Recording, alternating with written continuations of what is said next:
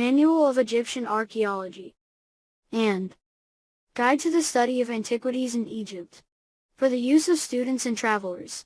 Egyptian Archaeology. Chapter 1. Architecture, Civil and Military. Archaeologists, when visiting Egypt, have so concentrated their attention upon temples and tombs, that not one has devoted himself to a careful examination of the existing remains of private dwellings and military buildings. Few countries, nevertheless, have preserved so many relics of their ancient civil architecture, setting aside towns of Roman or Byzantine date, such as are found almost intact at Khoft, Coptis, at Colombo, and at Elegantiae, one half at least of ancient Thebes still exists on the east and south of Karnak. The site of Memphis is covered with mounds, some of which are from 50 to 60 feet in height, each containing a core of houses in good preservation.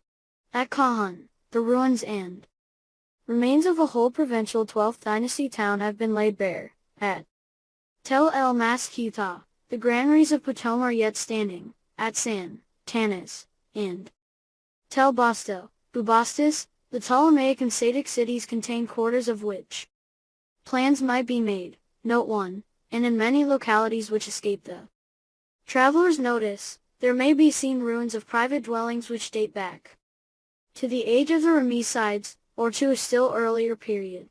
As regards fortresses, there are two in the town of Abydos alone, one of which is at least contemporary with the 6th dynasty, while the ramparts of El Kab, of Kam el Amar, of El Habay, and of Dakkeh, as well as part of the fortifications of Thebes, are still standing, and await the architect who shall deign to make them an object of serious study.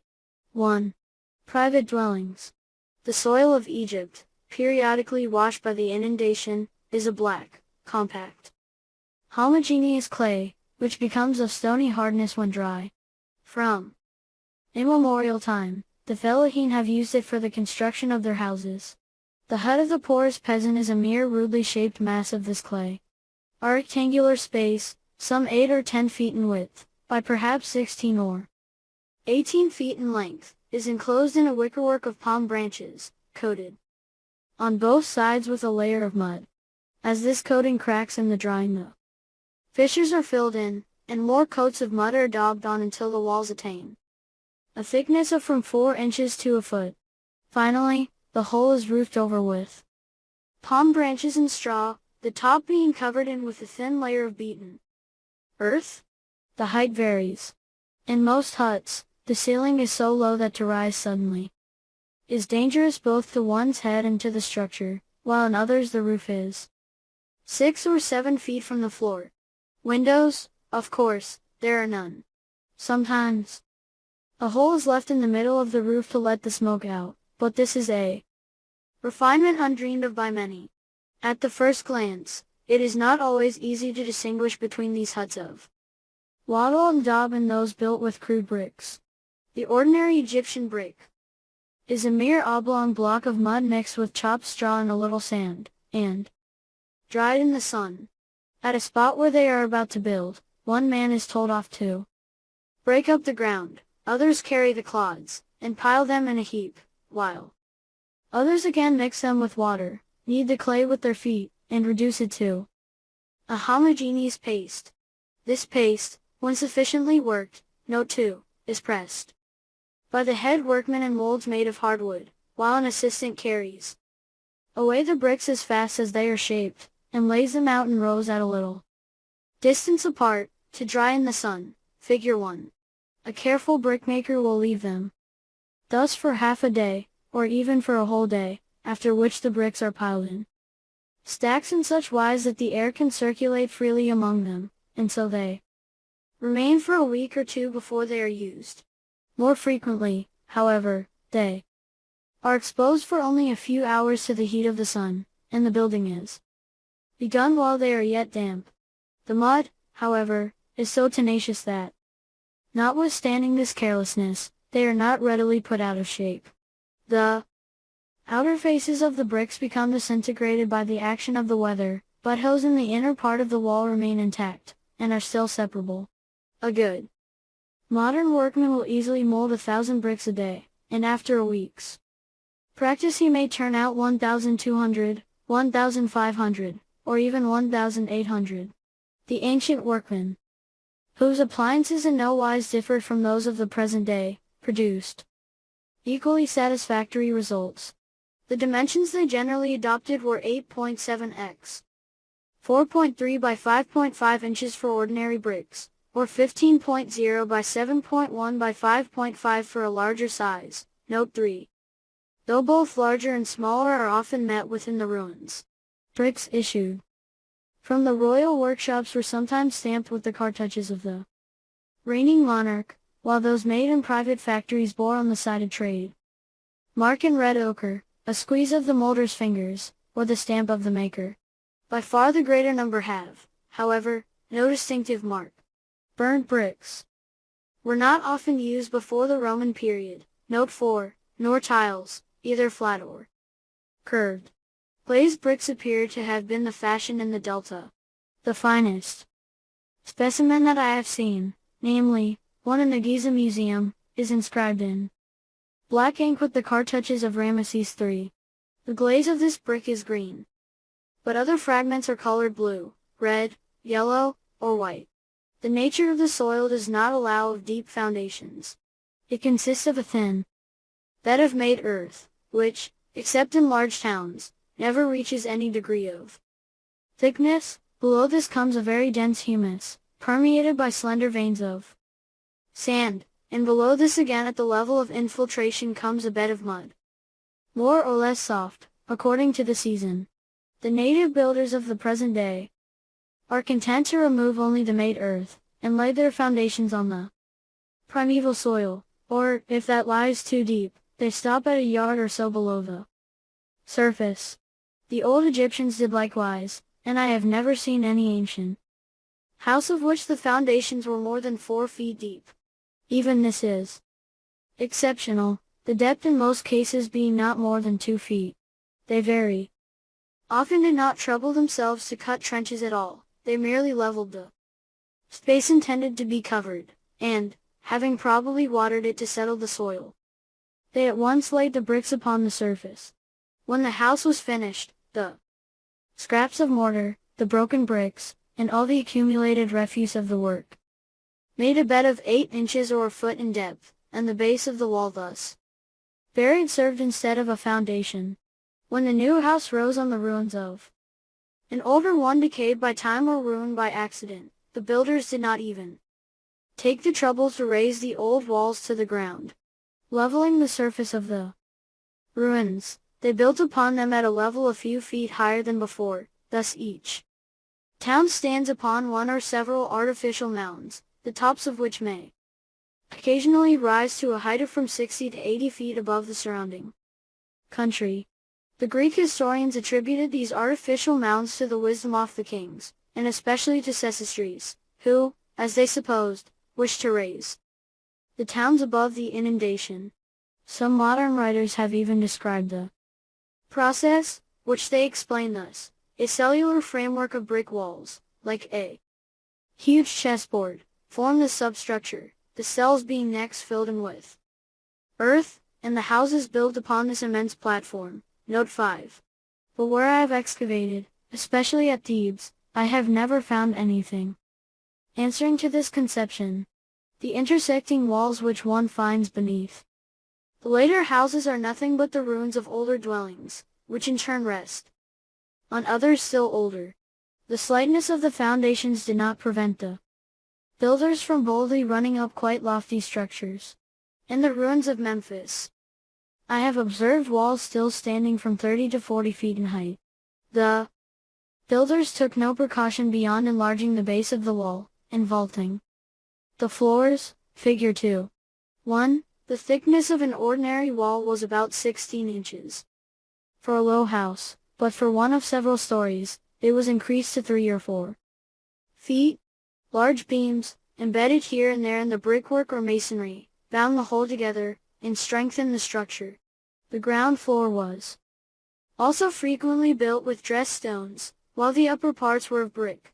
The limestone of the neighboring hills was the stone commonly used for such Purposes: the fragments of sandstone, granite, and alabaster, which are often found mixed in with it, are generally from some ruined temple, the ancient Egyptians having pulled their neglected monuments to pieces quite as unscrupulously as do their modern successors. The houses of an ancient Egyptian town were clustered round its temple, and the temple stood in a rectangular enclosure to which access was obtained through monumental gateways in the surrounding brick wall. The gods dwelt in fortified mansions, or at any rate in redoubts to which the people of the place might fly for safety in the event of any sudden attack upon their town. Such towns as were built all at once by prince or king were fairly regular in plan, having wide paved streets at right angles to each other, and the buildings in line. The older cities, whose growth had been determined by the chances and changes of centuries, were characterized by no such regularity. Their houses stood in a maze of blind alleys, in narrow, dark, and straggling streets, with here and there the branch of a canal, almost dried up during the greater part of the year, and a muddy pond where the cattle drank and women came for water. Somewhere in each town was an open space shaded by sycamores or acacias, and hither on market days came the peasants of the district 2 or 3 times in the month. There were also waste places where rubbish and refuse was thrown, to be quarreled over by vultures, hawks, and dogs. The lower classes lived in mere huts which, though built of bricks, were no better than those of the present Fellaheen. At Karnak, in the Pharaonic town, at Kamambo, in the Roman town, and at Medinet Habu, in the Coptic town, the houses in the poorer quarters have seldom more than 12 or 16 feet of frontage. They consist of a ground floor, with sometimes 1 or 2 living rooms above. The middle-class folk, as shopkeepers, sub-officials, and foremen, were better housed. Their houses were brick-built and rather small, yet contained some half-dozen rooms, communicating by means of doorways, which were usually arched over, and having vaulted roofs in some cases, and in others flat ones. Some few of the houses were 2 or 3 stories high, and many were separated from the street by a narrow court, beyond which the rooms were ranged on either side of a long passage, figure 4. More frequently, the court was surrounded on 3 sides by chambers, figure 5, and yet oftener the house fronted close upon the street. In the latter case the facade consisted of a high wall, whitewashed or painted, and surmounted by a cornice. Even in better houses the only ornamentation of their outer walls consisted in angular grooving, the grooves being surmounted by representations of 2 lotus flowers, each pair with the upper parts of the stalks in contact. See figures 24, 25. The door was the only opening, save perhaps a few small windows pierced at irregular intervals, figure 6. Even in unpretentious houses, the door was often made of stone. The doorpost projected slightly beyond the surface of the wall, and the lintel supported a painted or sculptured cornice. Having crossed the threshold, one passed successively through 2 dimly lighted entrance chambers, the second of which opened into the central court, figure 7. The best rooms in the houses of wealthier citizens were sometimes lighted through a square opening in the center of a ceiling supported on wooden columns. In the 12th dynasty town of Kahan the shafts of these columns rested upon round stone bases. They were octagonal, and about 10 inches in diameter, figure 8. Notwithstanding the prevalence of enteric disease and ophthalmia, the family crowded together into 1 or 2 rooms during the winter, and slept out on the roof under the shelter of mosquito nets in summer. On the roof also the women gossiped and cooked. The ground floor included both storerooms, barns, and stables. Private granaries were generally in pairs, see figure 11, brick built in the same long conical shape as the state granaries, and carefully plastered with mud inside and out. Neither did the people of a house forget to find or to make hiding places in the walls or floors of their home, where they could secrete their household treasures such as nuggets of gold and silver, precious stones, and Jewelry for men and women from thieves and tax collectors alike. Wherever the upper floors still remain standing, they reproduce the ground floor. Plan with scarcely any differences. These upper rooms were reached by an outside staircase, steep and narrow, and divided at short intervals by small square landings. The rooms were oblong, and were lighted only from the doorway. When it was decided to open windows on the street, they were mere air holes near the ceiling, pierced without regularity or symmetry, fitted with a lattice of wooden crossbars, and secured by wooden shutters. The floors were bricked or paved, or consisted still more frequently of merely a layer of rammed earth. The rooms were not left undecorated, the mud plaster of the walls, generally in its native gray, although whitewashed in some cases, was painted with red or yellow, and ornamented with drawings of interior and exterior views of a house, and of household vessels and eatables, figure 10. The roof was flat, and made probably, as at the present day, of closely laid rows of palm branches covered with a coating of mud thick enough to withstand the effects of rain. Sometimes it was surmounted by only one or two of the usual Egyptian ventilators, but generally there was a small wash-house on the roof, figure 9, and a little chamber for the slaves or guards to sleep in. The household fire was made in a hollow of the earthen floor, usually to one side of the room, and the smoke escaped through a hole in the ceiling. Branches of trees, charcoal, and dried cakes of ass or cow dung were used for fuel. The mansions of the rich and great covered a large space of ground.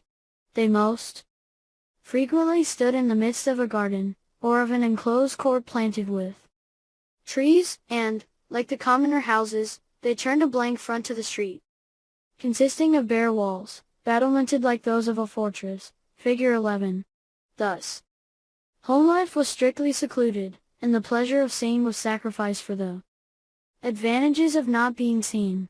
The door was approached by a flight of 2 or 3 steps, or by a porch supported on columns, figure 12, and adorned with statues, figure 13, which gave it a monumental appearance, and indicated the social importance of the family. Sometimes this was preceded by a pylon gateway, such as usually heralded the approach to a temple. Inside the enclosure it was like a small town, divided into quarters by irregular walls.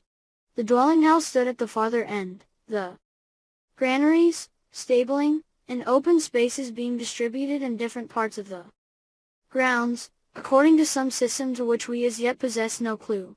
These arrangements, however, were infinitely varied. If I would convey some idea of the residence of an Egyptian noble, a residence half palace, half villa, I cannot do better than reproduce 2 out of the many pictorial plans which have come down to us among the tomb paintings of the 18th dynasty. The first, figs. 14, 15, represent a Theban house. The enclosure is square, and surrounded by an embattled wall. The main gate opens upon a road bordered with trees, which runs beside a canal, or perhaps an arm of the Nile. Low stone walls divide the garden into symmetrical compartments, like those which are seen to this day in the great gardens of Ekamim or Gurja. In the center is a large trellis supported on 4 rows of slender pillars. 4 small ponds, 2 to the right and 2 to the left, are stocked with ducks and geese. 2 nurseries, 2 summer houses, and various avenues of sycamores, date palms, and dom palms fill up the intermediate space, while at the end, facing the entrance, stands a small 3-storied house surmounted by a painted cornice. The second plan is copied from one of the rock-cut tombs of Tel El Amarna. Figures 16, 17. Here we see a house situate at the end of the gardens of the great Lord I, son-in-law of the pharaoh Khwainaten, and himself afterwards king of Egypt. An oblong stone tank with sloping sides, and 2 descending flights of steps, faces the entrance. The building is rectangular, the width being somewhat greater than the depth. A large doorway opens in the middle of the front, and gives access to a court planted with trees and flanked by storehouses fully stocked with provisions. 2 small courts, placed symmetrically in the 2 farthest corners, contain the staircases which lead up to the roof terrace. This first building, however, is but the frame which surrounds the owner's dwelling. The 2 frontages are each adorned with a pillared portico and a pylon. Passing the outer door, we enter a sort of long central passage, divided by 2 walls pierced with doorways, so as to form 3 successive courts. The inside court is bordered by chambers, the 2 others open to right and left upon 2 smaller courts, whence flights of steps lead up to the terrace roof. This central building is called the Antiquities, or private dwelling of kings or nobles, to which only the family and intimate friends had access. The number of stories and the arrangement of the facade varied according to the taste of the owner. The frontage was generally a straight wall. Sometimes it was divided into 3 parts, with the middle division projecting, in which case the 2 wings were ornamented with a colonnade too. Each story, figure 18, or surmounted by an open gallery, figure 19. The central pavilion sometimes presents the appearance of a tower, which dominates the rest of the building, figure 20. The facade is often decorated with slender colonnettes of painted wood, which bear no weight, and merely serve to lighten the somewhat severe aspect of the exterior. Of the internal arrangements, we know but little. As in the middle-class houses, the sleeping rooms were probably small and dark, but, on the other hand, the reception rooms must have been nearly as large as those still in use in the Arab houses of modern Egypt. The decoration of walls and ceilings in no wise resembled such scenes or designs as we find in the tombs. The panels were whitewashed or color-washed, and bordered with a polychrome band. The ceilings were usually left white, sometimes, however, they were decorated with geometrical patterns, which repeated the leading motives employed in the sepulchral wall paintings. Thus we find examples of meanders interspersed with rosettes, figure 21, party-colored squares, figure 22, ox heads seen frontwise, scrolls, and flights of geese, figure 23. I have touched chiefly upon houses of the Second Theban period, too, this being, in fact, the time of which we have most examples. The house-shaped lamps which are found in such large numbers in the Fayum date only from Roman times, but the Egyptians of that period continued to build according to the rules which were in force under the pharaohs of the 12th, 18th, 19th, and 20th dynasties. As regards the domestic architecture of the ancient kingdom, the evidences are few and obscure. Nevertheless, the stelae, tombs, and coffins of that period often furnish designs which show us the style of the doorways, figure 24, in 1. 4th dynasty sarcophagus, that of Khufu Pascu, is carved in the likeness of a house, figure 25-2. Fortresses. Most of the towns, and even most of the larger villages, of ancient Egypt were walled. This was an almost necessary consequence of the geographical characteristics and the political constitution of the country. The mouths of the defiles which led into the desert needed to be closed against the Bedouin, while the great feudal nobles fortified their houses, their towns, and the villages upon their domains, which commanded either the mountain passes or the narrow parts of the river, against their king or their neighbors. The oldest fortresses are those of Abydos, Al-Qab, and Semneh. Abydos contained a sanctuary dedicated to Osiris, and was situate at the entrance to one of the roads leading to the oasis. As the renown of the temple attracted pilgrims, so the position of the city caused it to be frequented by merchants. Hence the prosperity which it derived from the influx of both classes of strangers exposed the city to incursions of the Libyan tribes. At Abydos there yet remain 2 almost perfect strongholds. The older forms, as it were, the core of that tumulus called by the Arabs Qam es Sultan, or the Mount of the King. The interior of this building has been excavated to a point some 10 or 12 feet above the ground level, but the walls outside have not yet been cleared from the surrounding sand and rubbish. In its present condition, It forms a parallelogram of crude brickwork measuring 410 feet from north to south, and 223 feet from east to west. The main axis of the structure extends, therefore, from north to south. The principal gateway opens in the western wall, not far from the northwest corner, but there would appear to have been two smaller gates, one in the south front, and one in the east. The walls, which now stand from 24 to 36 feet high, have lost somewhat of their original height. They are about 6 feet thick at the top.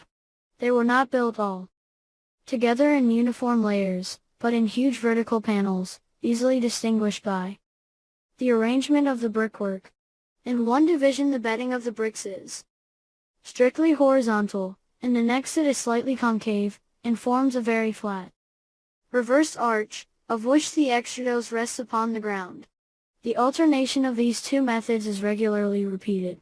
The object of this arrangement is obscure, but it is said that buildings thus constructed are especially fitted to resist earthquake shocks.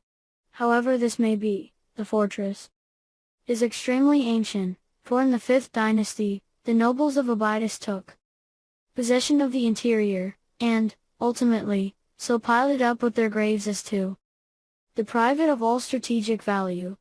A second stronghold, erected a few hundred yards further to the southeast, replaced that of Qom's sultan about the time of the 12th dynasty, and narrowly escaped the fate of the first, under the rule of Ramessides. Nothing, in fact, but the sudden decline of the city, saved the second from being similarly choked and buried.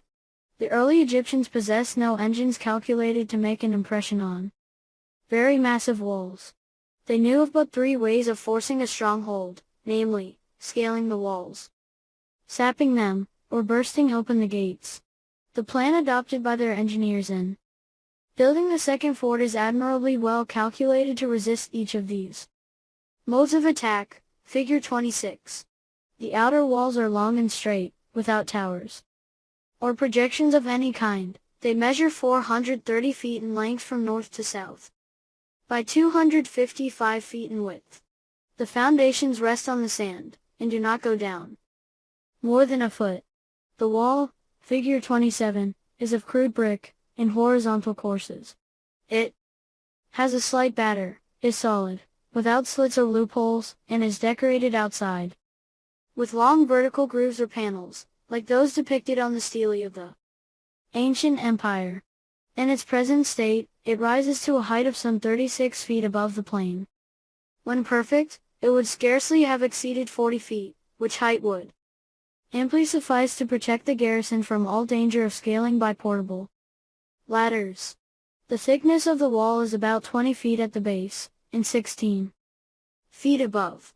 The top is destroyed, but the bas-reliefs and mural paintings, figure 28, show that it must have been crowned with a continuous cornice, boldly projecting, furnished with a slight low parapet, and surmounted by battlements, which were generally rounded, but sometimes, though rarely, squared. The walk round the top of the ramparts, though diminished by the parapet, was still 12 or 15 feet wide. It ran uninterruptedly along the 4 sides, and was reached by narrow staircases formed in the thickness of the walls, but now destroyed. There was no ditch, but in order to protect the base of the main wall from sappers, they erected, about 10 feet in advance of it, a battlemented covering wall, some 16 feet in height. These precautions sufficed against sap and scaling, but the gates remained as open gaps in the circuit. It was upon these weak points that besiegers and besieged alike concentrated their efforts. The fortress of Abydos had 2 gates, the main one being situated at the east end of the north front, figure 29. A narrow cutting, A, closed by a massive wooden door, marked the place in the covering wall. Behind it was a small placed arm, B, cut partly in the thickness of the wall, and leading to a second gate, C, as narrow as the first. When, notwithstanding the showers of missiles poured upon them from the top of the walls, not only in front, but also from both sides, the attacking party had succeeded in carrying this second door, they were not yet in the heart of the place. They would still have to traverse an oblong court, closely hemmed in between the outer walls and the cross walls, which last stood at right angles to the first. Finally, they must force a last postern, which was purposely placed in the most awkward corner. The leading principle in the construction of fortress gates was always the same, but the details varied according to the taste of the engineer. At the southeast gate of the fort of Abydos, figure 30, the place dorm between the two walls is abolished, and the court is constructed entirely in the thickness of the main wall, while at Qam el-Ahmar, opposite El-Kab, figure 31, the block of brickwork in the midst of which the gate is cut projects boldly in front. The posterns opening at various points facilitated the movements of the garrison, and enabled them to multiply their sorties. The same system of fortification which was in use for isolated fortresses was also employed for the protection of towns.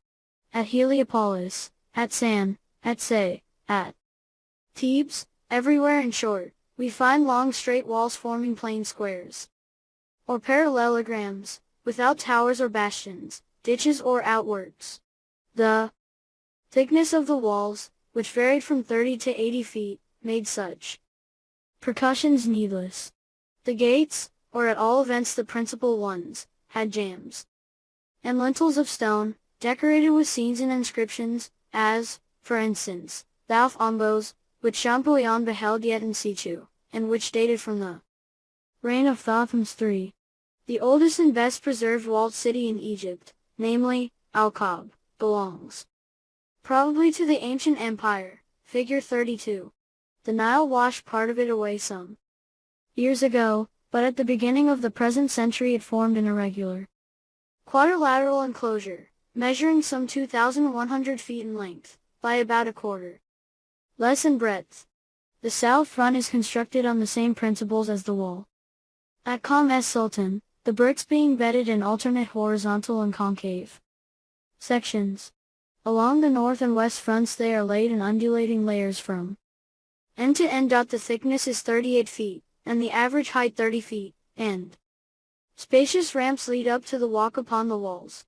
The gates are placed irregularly, one in each side to north, east, and west, but none in the south face. They are, however, in too ruinous a state to admit of any plan being taken of them. The enclosure contained a considerable population, whose dwellings were unequally distributed, the greater part being concentrated towards the north and west, where excavations have disclosed the remains of a large number of houses.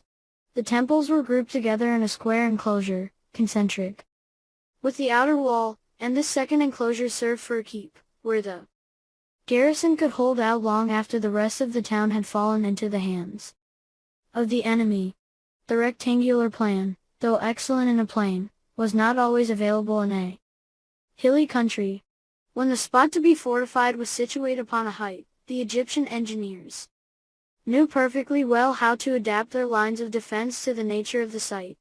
At Kamambo, figure 33, the walls exactly followed the outline of the isolated mound on which the town was perched, and presented towards the east a front bristling with irregular projections, the style of which roughly resembles our modern bastions. At Kame and Seme, in Nubia, where the Nile rushes over the rocks of the Second Cataract, the engineering arrangements are very ingenious, and display much real skill. Usertesen III had fixed on this pass as the frontier of Egypt, and the fortresses which he there constructed were intended to bar the waterway against the vessels of the neighboring Negro tribes. At Kame, on the right bank, the position was naturally strong. Figure 34 upon a rocky height surrounded by precipices was planned in a regular square, measuring about 200 feet each way.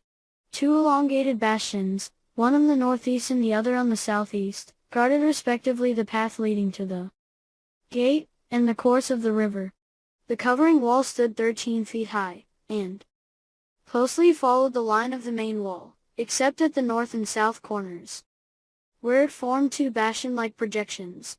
At Semneh, on the opposite bank, the site was less favorable. The east side was protected by a belt of cliffs going sheer down to the water's edge, but the three other sides were well nigh open. Figure 35. A straight wall, about 50 feet in height, carried along the cliffs on the side next the river, but the walls looking towards the plain rose to 80 feet, and bristled with bastion-like projections, AB, jutting out for a distance of 50 feet from the curtain wall, measuring 30 feet thick at the base and 13 feet at the top, and irregularly spaced, according to the requirements of the defense. These spurs, which are not battlemented, served in place of towers. They added to the strength of the walls, protected the walk round the top, and enabled the besieged to direct a flank attack against the enemy if any attempt were made upon the wall of circuit. The intervals between these spurs are accurately calculated as to distance, in order that the archer should be able to sweep the intervening ground with their arrows. Curtains and salients are alike built of crude brick, with beams bedded horizontally in the mass. The outer face is in two parts, the lower division being nearly vertical, and the upper one inclined at an angle of about 70 degrees, which made scaling very difficult, if not impossible. The whole of the ground enclosed by the wall of circuit was filled into nearly the level of the ramparts. Figure 36. Externally, the covering wall of stone was separated from the body of the fortress by a dry ditch, some 100 to 130 feet in width. This wall closely followed the main outline, and rose to a height which varied according to the situation from 6 to 10 feet above the level of the plain. On the northward side it was cut by the winding road, which led down into the plain. These arrangements, skillful as they were, did not prevent the fall of the place. A large breach in the southward face, between the two salients nearest to the river, marks the point of attack selected by the enemy. New methods of fortification were revealed to the Egyptians in the course of the great Asiatic wars undertaken by the pharaohs of the 18th dynasty. The nomadic tribes of Syria erected small forts in which they took refuge when threatened with invasion. Figure 37. The Canaanite and Hittite cities, as Ascalon, Dapur, and Merom, were surrounded by strong walls, generally built of stone, and flanked with towers. Figure 38. Those which stood in the open country, as, for instance, Koshu, Kadesh, were enclosed by a double moat. Figure 39. Having proved the efficacy of these new types of defensive architecture in the course of their campaigns, the pharaohs reproduced them in the valley of the Nile.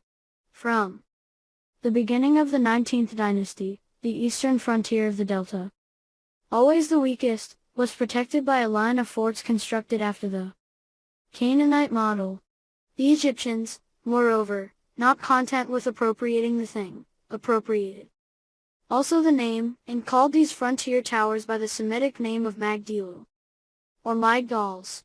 For these purposes, or at all events for cities which were exposed to the incursions of the Asiatic tribes, brick was not deemed to be sufficiently strong, hence the walls of Heliopolis, and even those of Memphis, were faced with stone. Of these new fortresses no ruins remain, and but for a royal caprice, which happens to have left us a model Migdal in that most unlikely place, the necropolis of Thebes, we should now be constrained to attempt a restoration of their probable appearance from the representations in certain mural tableaus. When, however, Ramesses III erected his memorial temple, 3, figures 40 and 41, he desired, in remembrance of Assyrian victories, to give it an outwardly military aspect. Along the eastward front of the enclosure there accordingly runs a battlemented covering wall of stone, averaging some 13 feet in height. The gate, protected by a large quadrangular bastion, opened in the middle of this wall. It was 3 feet 4 inches in width, and was flanked by two small oblong guardhouses, the flat roofs of which stood about 3 feet higher than the ramparts. Passing this gate, we stand face to face with a real Migdal. 2. Blocks of building enclose a succession of courtyards, which narrow as they recede, and are connected at the lower end by a kind of gatehouse, consisting of one massive gateway surmounted by 2 stories of chambers. The eastward faces of the towers rise above an inclined basement, which slopes to a height of from 15 to 16 feet from the ground. This answered 2 purposes. It increased the strength of the wall at the part exposed to sappers. It also caused the rebound of projectiles thrown from above, and so helped to keep assailants at a distance. The whole height is about 72 feet, and the width of each tower is 32 feet. The buildings situate at the back, to right and left of the gate, were destroyed in ancient times. The details of the decoration are partly religious, partly triumphal, as befits the character of the structure. It is unlikely, however, that actual fortresses were adorned with brackets and bas-relief sculptures, such as we here see on either side of the forecourt. Such as it is, the so-called Pavilion of Medinet Habu offers an unique example of the high degree of perfection to which the victorious pharaohs of this period had carried their military architecture. Material evidence fails us almost entirely. After the reign of Ramesses III, towards the close of the 11th century BC, the high priest of Amen repaired the walls of Thebes, of Geblan, and of El-Habay opposite Feshen. The territorial subdivision of the country, which took place under the successors of Sheshonq, compelled the provincial princes to multiply their strongholds. The campaign of Pianki on the banks of the Nile was a series of successful sieges. Nothing, however, leads us to suppose that the art of fortification had at that time made any distinct progress, and when the Greek rulers succeeded the native pharaohs, they most probably found it at much the same stage as it was left by the engineers of the 19th and 20th dynasties. 3. Public works. A permanent network of roads would be useless in a country like Egypt. The Nile here is the natural highway for purposes of commerce, and the pathways which intersect the fields suffice for foot passengers, for cattle, and for the transport of goods from village to village. Ferryboats for crossing the river. Fords wherever the canals were shallow enough, and embanked dams thrown up here and there where the water was too deep for fordings, completed the system of internal communication. Bridges were rare. Up to the present time, we know of but one in the whole territory of ancient Egypt, and whether that one was long or short, built of stone or of wood, supported on arches or boldly flung across the stream from bank to bank, we cannot even conjecture. This bridge, close under the very walls of Zaru, 4, crossed the canal which separated the eastern frontier of Egypt from the desert regions of Arabia Petrea. A fortified enclosure protected this canal on the Asiatic side, as shown in the accompanying illustration, figure 42. The maintenance of public highways, which figures as so costly an item in the expenses of modern nations, played, therefore, but a very small part in the annual disbursements of the pharaohs, who had only to provide for the due execution of 3 great branches of government works, namely, storage, irrigation, mining and quarrying. The taxation of ancient Egypt was levied in kind, and government servants were paid after the same system. To workmen, there were monthly distributions of corn, oil, and wine, wherewith to support their families, while from end to end of the social scale, each functionary, in exchange for his labor, received cattle, stuffs, manufactured goods, and certain quantities of copper or precious metals. Thus it became necessary that the treasury officials should have the command of vast storehouses for the safe keeping of the various goods collected under the head of taxation. These were classified and stored in separate quarters, each storehouse being surrounded by walls and guarded by vigilant keepers. There was enormous stabling for cattle. There were cellars where the amphorae were piled in regular layers, figure 43, or hung in rows upon the walls, each with the date written on the side of the jar. There were oven-shaped granaries where the corn was poured in through a trap at the top, figure 44, and taken out through a trap at the bottom.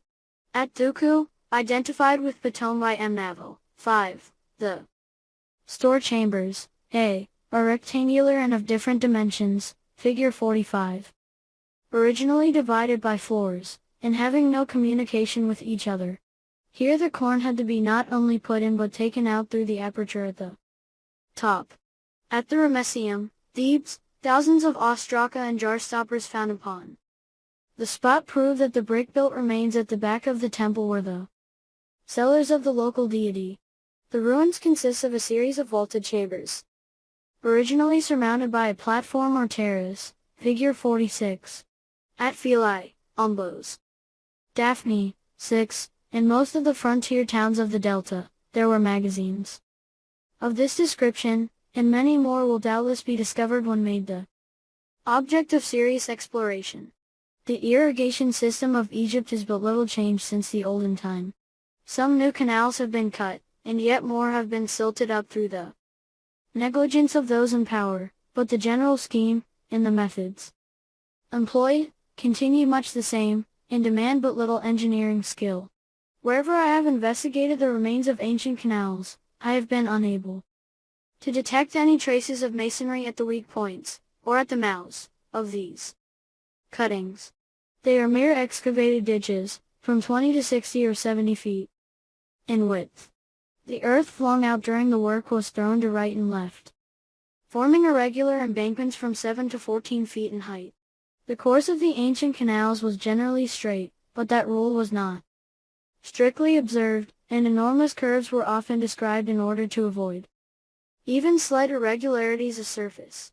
Dikes thrown up from the foot of the cliffs to the banks of the Nile divided the plain at intervals into a series of artificial basins, where the overflow formed backwaters at the time of inundation.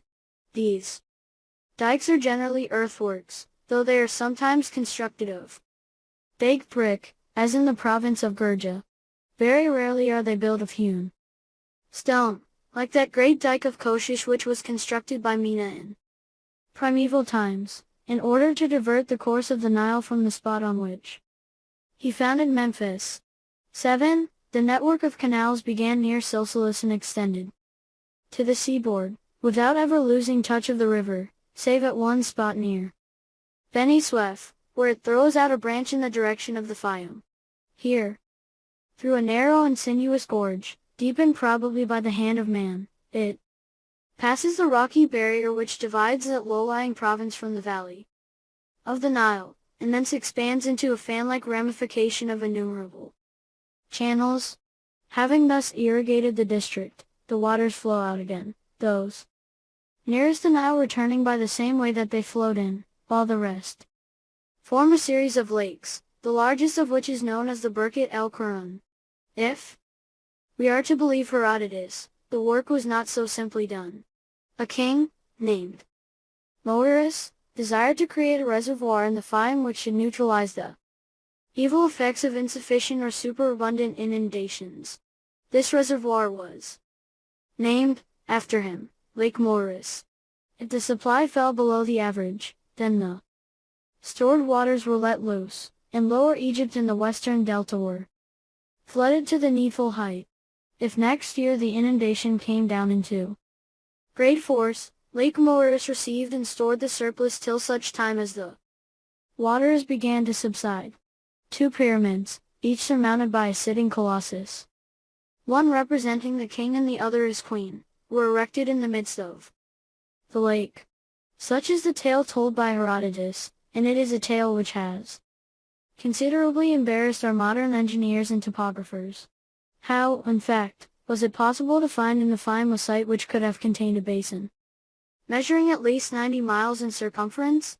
Lenin's supposed lake Moeris to have extended over the whole of the low-lying land which skirts the Libyan cliffs between Ulahan and Medinet el Fayum, but recent explorations have proved that the dikes by which this pretended reservoir was bounded are modern works, erected probably within the last 200 years.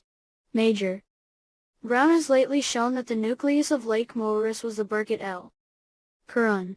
8. This was known to the Egyptians as Miri, the Great Lake, whence the Greeks derived their Moeris, a name extended also to the inundation of the Fayum. If Herodotus did actually visit this province, it was probably in summer, at the time of the High Nile, when the whole district presents the appearance of an inland sea. What he took for the shores of this lake were the embankments which divided it into basins and acted as highways between the various towns. His narrative, repeated by the classic authors, has been accepted by the moderns, and Egypt, neither accepting nor rejecting it, was gratified long after date with the reputation of a gigantic work which would in truth have been the glory of her civil engineers, if it had ever existed. I do not believe that Lake Moeris ever did exist. The only works of the kind which the Egyptians undertook were much less pretentious. These consist of stone-built dams erected at the mouths of many of those lateral ravines, or wadis, which lead down from the mountain ranges into the valley of the Nile. One of the most important among them was pointed out in 1885 by Dr. Schweinfurt, at a distance of about 6.5 miles from the Bass of Olon, at the mouth of the Wadi Jarawe, figure 47. It answered two purposes: firstly, as a means of storing the water of the inundation for the use of the workmen in the neighboring quarries, and, secondly, as a barrier to break the force of the torrents which rush down from the desert after the heavy rains of springtime and winter. The ravine measures about 240 feet in width, the sides being on an average from 40 to 50 feet in height. The dam, which is 143 feet in thickness, consists of 3 layers of material: at the bottom, a bed of clay and rubble; next, a piled mass of limestone blocks; lastly, a wall of cut stone, built in retreating stages, like an enormous flight of steps. 32 of the original 35 stages are yet in situ, and about 1/4 part of the dam remains piled up against the sides of the ravine to right and left, but the middle part has been swept away by the force of the torrent, figure 48. A similar dike transformed the end of Wadi Gena into a little lake which supplied the Sinaitic miners with water. Most of the localities from which the Egyptians derived their metals and choicest materials in hard stone were difficult of access, and would have been useless had roads not been made, and works of this kind carried out, so as to make life somewhat less insupportable there. In order to reach the diorite and grey granite quarries of the Hammamat Valley, the pharaohs caused a series of rock-cut cisterns to be constructed along the line of route. Some few insignificant springs, skillfully conducted into these reservoirs, made it possible to plant workmen's villages in the neighborhood of the quarries, and also near the emerald mines on the borders of the Red Sea. Hundreds of hired laborers, slaves, and condemned criminals here led a wretched existence under the rule of some 8 or 10 overseers, and the brutal surveillance of a company of Libyan or Negro mercenary troops. The least political disturbance in Egypt, an unsuccessful campaign, or any untoward incident of a troubled reign, sufficed to break up the precarious stability of these remote establishments. The Bedouin at once attacked the colony; the workmen deserted; the guards, weary of exile, hastened back to the valley of the Nile, and all was at a standstill. The choicest materials, as diorite, basalt, black granite, porphyry, and red and yellow breccia, which are only found in the desert, were rarely used for architectural purposes. In order to procure them, it was necessary to organize regular expeditions of soldiers and workmen, therefore they were reserved for sarcophagi and important works of art.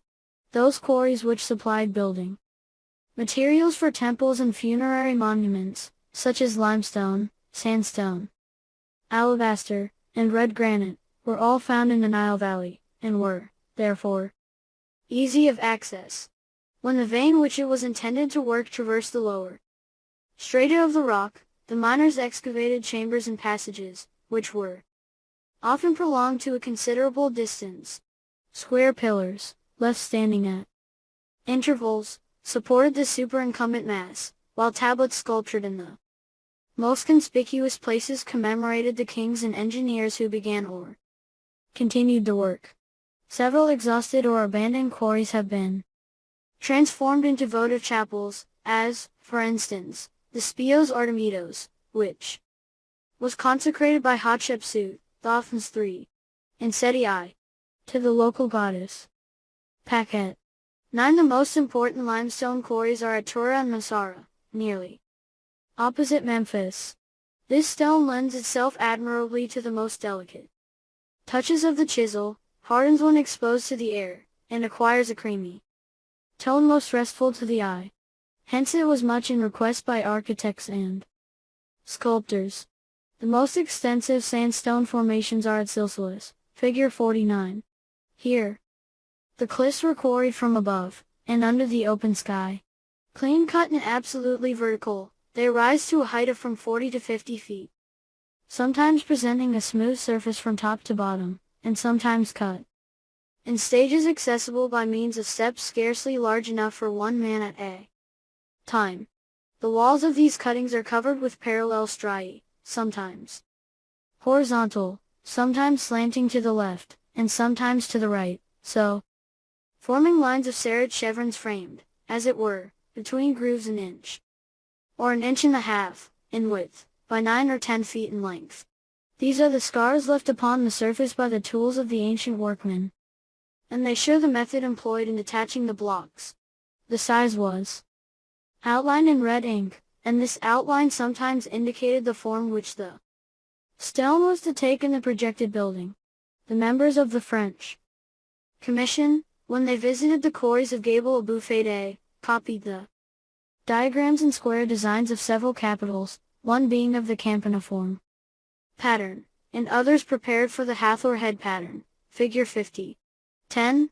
The outline made, the vertical faces of the block were divided by means of a long iron chisel, which was driven in perpendicularly or obliquely by heavy blows of the mallet. In order to detach the horizontal faces, they made use of wooden or bronze wedges, inserted the way of the natural strata of the stone. Very frequently the stone was roughly blocked out before being actually extracted from the bed. Thus at Syene, Ajuan, we see a couchant obelisk of granite, the underside of which is one with the rock itself, and at Tekne there are drums of columns but half disengaged. The transport of quarried stone was effected in various ways. At Syene, at Silsilis, at Gabel Sheikh Herde, and at Gabel Abu Fede, the quarries are literally washed by the waters of the Nile, so that the stone was lowered at once into the barges. At Qasr es-Said, 11, at Tura, and other localities situated at some distance from the river, canals dug expressly for the purpose conveyed the transport boats to the foot of the cliffs. When water transit was out of the question, the stone was placed on sledges drawn by oxen, figure 51, or dragged to its destination by gangs of laborers, and by the help of rollers. Chapter 2. Religious Architecture. In the civil and military architecture of ancient Egypt, brick played the principal part, but in the religious architecture of the nation it occupied a very secondary position. The pharaohs were ambitious of building eternal dwellings for their deities, and stone was the only material which seemed sufficiently durable to withstand the ravages of time and man. 1. Materials and principles of construction. It is an error to suppose that the Egyptians employed only large blocks for building purposes. The size of their materials varied very considerably, according to the uses for which they were destined. Architraves, drums of columns, lintel stones, and door jambs were sometimes of great size. The longest architraves known, those, namely, which bridge the nave of the hypostyle hall of Karnak, have a mean length of 30 feet. They each contain 40 cubic yards, and weigh about 65 tons. Ordinarily, however, the blocks are not much larger than those now used in Europe. They measure, that is to say, about 2.5 to 4 feet in height, from 3 to 8 feet in length, and from 2 to 6 feet in thickness. Some temples are built of only one kind of stone, but more frequently materials of different kinds are put together in unequal proportions. Thus the main part of the temples of Abydos consists of very fine limestone, but in the temple of Seti I, the columns, architraves, jambs, and lintels, all parts, in short, where it might be feared that the limestone would not offer sufficient resistance, the architect has had recourse to sandstone, while in that of Ramesses II, sandstone, granite, and alabaster were used. At Karnak, Luxor, Tanis, and Memphis, similar combinations may be seen. At the Ramesseum, and in some of the Nubian temples, the columns stand on massive supports of crude brick. The stones were dressed more or less carefully, according to the positions they were to occupy. When the walls were of medium thickness, as in most partition walls, they are well wrought on all sides.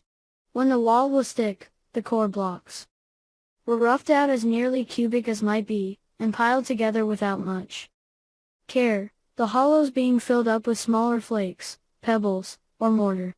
Casing.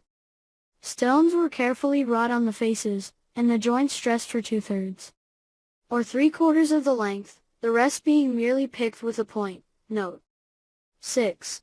The largest blocks were reserved for the lower parts of the building, and this precaution was the more necessary because the architects of pharaonic times sank the foundations of their temples no deeper than those of their houses. At Karnak, they are not carried lower than from 7 to 10 feet, at Luxor, on the side anciently washed by the river, 3 courses of masonry, each measuring about 2½ feet in depth, form a great platform on which the walls rest, while at the Ramesseum, the brickwork bed on which the colonnade stands does not seem to be more than 10 feet deep. These are but slight depths for the foundations of such great buildings, but the experience of ages proves that they are sufficient. The hard and compact humus of which the soil of the Nile Valley is composed contracts every year after the subsidence of the inundation, and thus becomes almost incompressible. As the building progressed, the weight of the superincumbent masonry gradually became greater, till the maximum of pressure was attained, and a solid basis secured. Wherever I have bared the foundations of the walls, I can testify that they have not shifted. The system of construction and force among the ancient Egyptians resembles in many respects that of the Greeks. The stones are often placed together with dry joints, and without the employment of any binding contrivance, the masons relying on the mere weight of the materials to keep them in place. Sometimes they are held together by metal cramps, or sometimes as in the temple of Seti, at Abydos by dovetails of sycamore wood bearing the cartouche of the founder. Most commonly, they are united by a mortar joint, more or less thick. All the mortars of which I have collected samples are thus far of 3 kinds. The first is white, and easily reduced to an impalpable powder, being of lime only. The others are gray, and rough to the touch, being mixtures of lime and sand, while some are of a reddish color, owing to the pounded brick powder with which they are mixed. A judicious use of these various methods enabled the Egyptians to rival the Greeks in their treatment of regular courses, equal blocks, and upright joints in alternate bond. If they did not always work equally well, their shortcomings must be charged to the imperfect mechanical means at their disposal. The enclosure walls, partitions, and secondary facades were upright, and they raised the materials by means of a rude kind of crane planted on the top. The pylon walls in the principal facades, and sometimes even the secondary facades, were sloped at an angle which varied according to the taste of the architect. In order to build these, they formed inclined planes, the slopes of which were lengthened as the structure rose in height. These 2 methods were equally perilous, for, however carefully the blocks might be protected while being raised, they were constantly in danger of losing their edges or corners, or of being fractured before they reached the top. Note 7. Thus it was almost always necessary to rework them, and the object being to sacrifice as little as possible of the stone, the workmen often left them of most abnormal shapes, figure 52. They would level off one of the side faces, and then the joint, instead of being vertical, leaned askew. If the block had neither height nor length to spare, they made up the loss by means of a supplementary slip. Sometimes even they left a projection which fitted into a corresponding hollow in the next upper or lower course, being first of all expedients designed to remedy accidents. These methods degenerated into habitually careless ways of working. The masons who had inadvertently hoisted too large a block no longer troubled themselves to lower it back again, but worked it into the building in one or other of the ways before mentioned. The architect neglected to duly supervise the dressing and placing of the blocks. He allowed the courses to vary, and the vertical joints, 2 or 3 deep, to come one over the other. The rough work done, the masons dressed down the stone, reworked the joints, and overlaid the whole with a coat of cement or stucco, colored to match the material, which concealed the faults of the real work. The walls rarely end with a sharp edge, bordered with a torus, around which a sculptured ribbon is entwined. They are crowned by the cavetto cornice surmounted by a flat band, figure 53, or, as at Semneh, by a square cornice, or, as at Medinet Habu, by a line of battlements.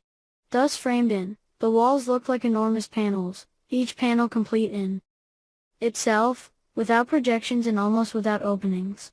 Windows, always rare in Egyptian architecture, are mere ventilators when introduced into the walls of temples, being intended to light the staircases, as in the second pylon of Horemheb Karnak, or else to support decorative woodwork on festival days.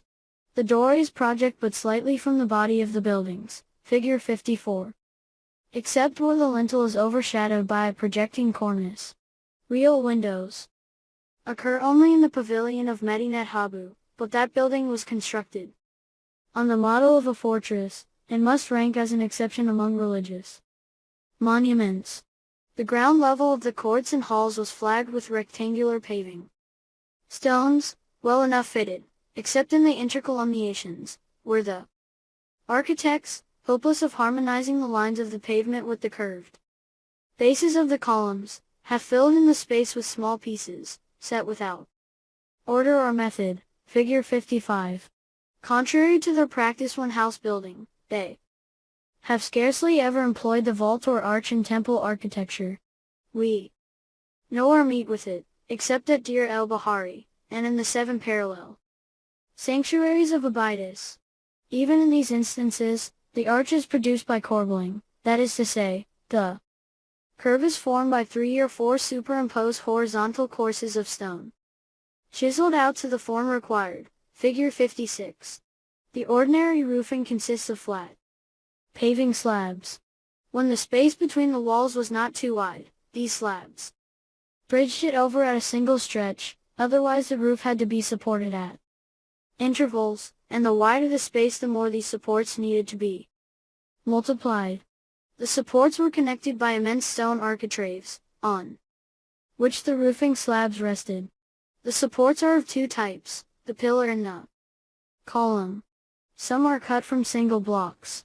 Thus, the monolithic pillars of the Temple of the Sphinx, note 8, the oldest hitherto found, measure 16 feet in height by 4½ feet in width. Monolithic columns of red granite are also found among the ruins of Alexandria, Bubastis, 12, and Memphis, which date from the reigns of Horemheb and Ramesses II, and measure some 20 to 26 feet in height.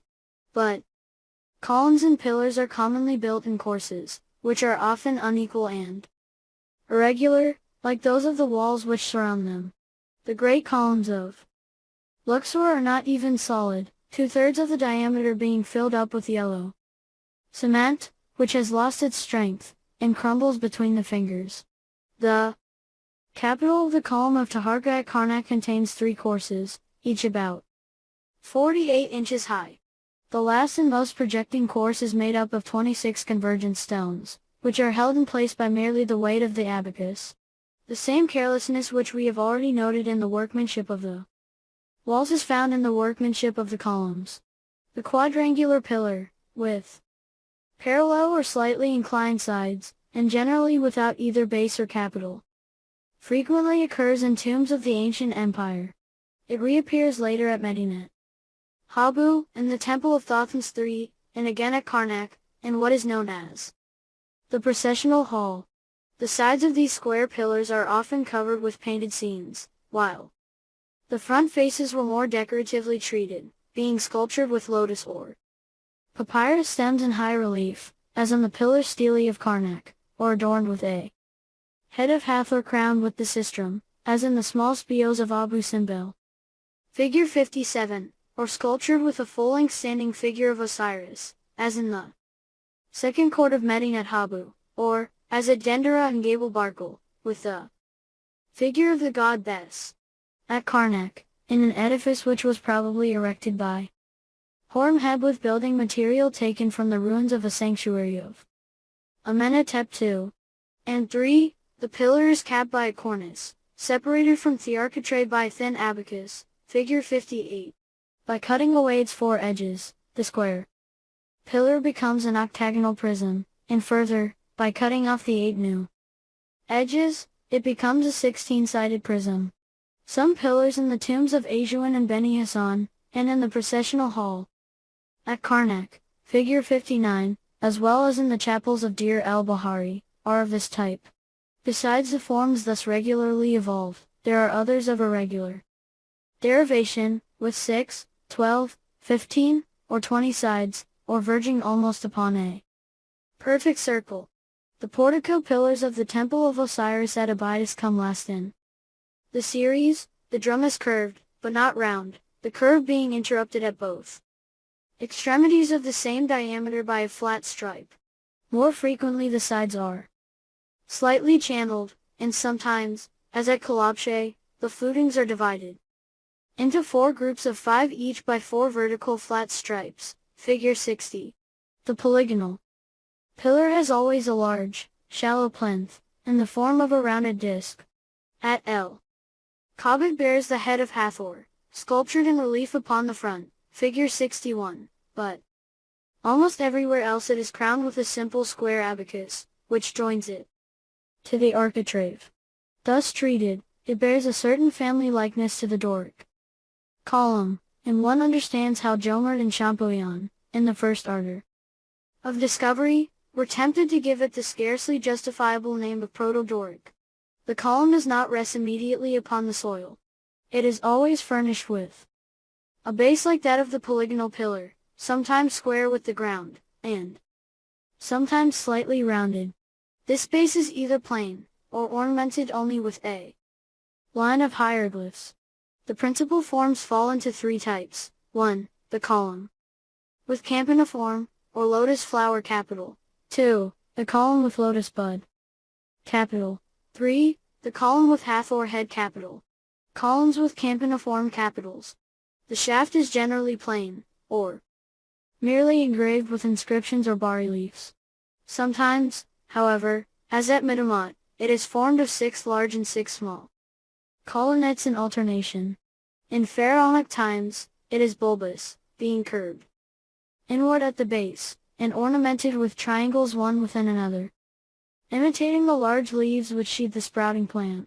The curve is so regulated that the diameter at the base and the top shall be about equal.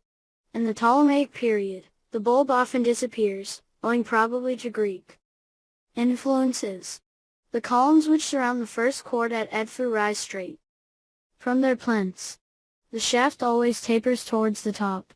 It is finished by 3 or 5 flat bands, one above the other. At Mitamot, where the shaft is clustered, the architect has doubtless thought that one tie at the top appeared insufficient to hold in a dozen colonnettes. He has therefore marked 2 other rings of bands at regular intervals. The campaniform capital is decorated from the spring of the curve with a row of leaves, like those which sheathe the base. Between these are figured shoots of lotus and papyrus and flower and bud. The height of the capital, and the extent of its projection beyond the line of the shaft, varied with the taste of the architect. At Luxor, the campaniform capitals are 11.5 feet in diameter at the neck, 18 feet in diameter at the top, and 11.5 feet in height. At Karnak, in the hypostyle hall, the height of the capital is 12.25 feet, and the greatest diameter 21 feet.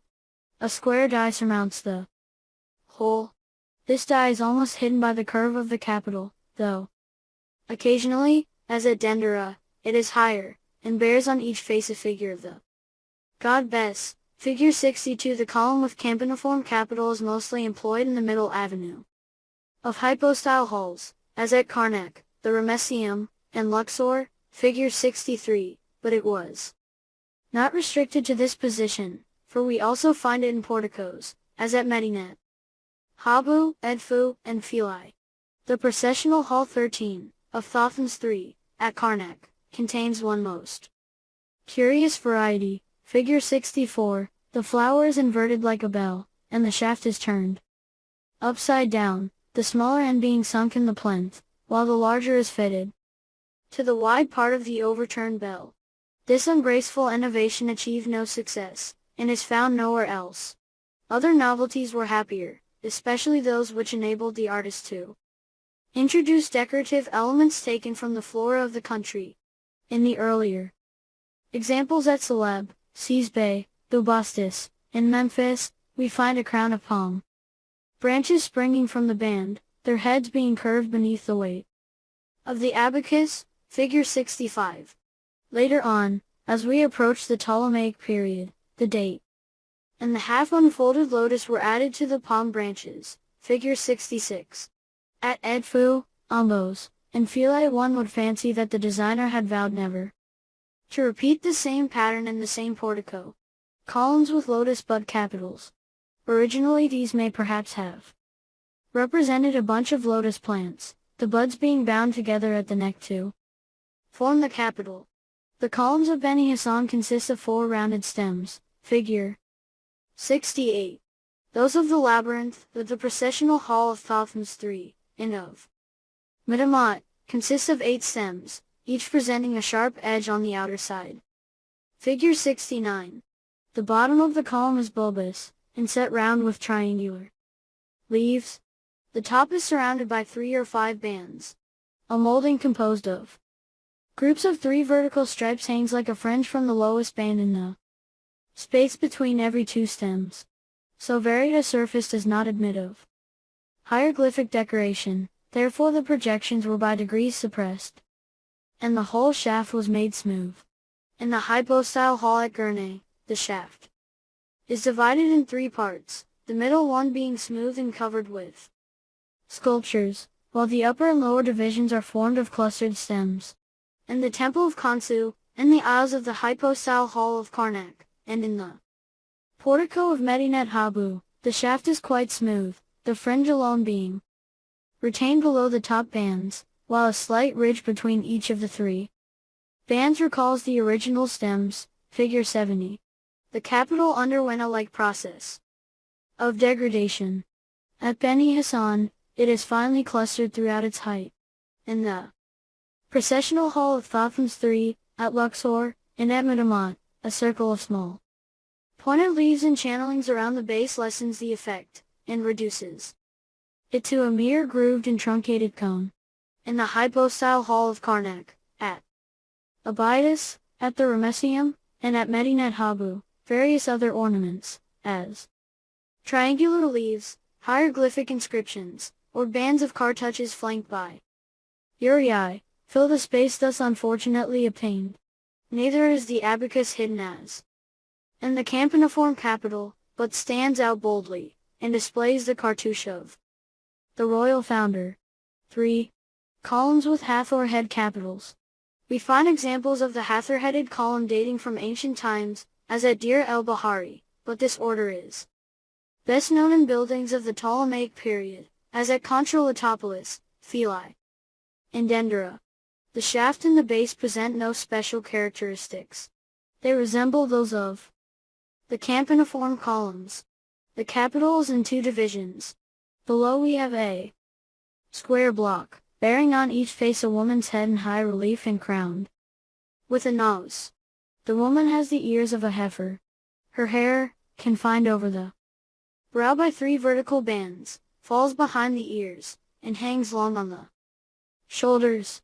Each head supports a fluted cornice, on which stands a nose framed between two volutes, and crowned by a slender abacus, figure 71.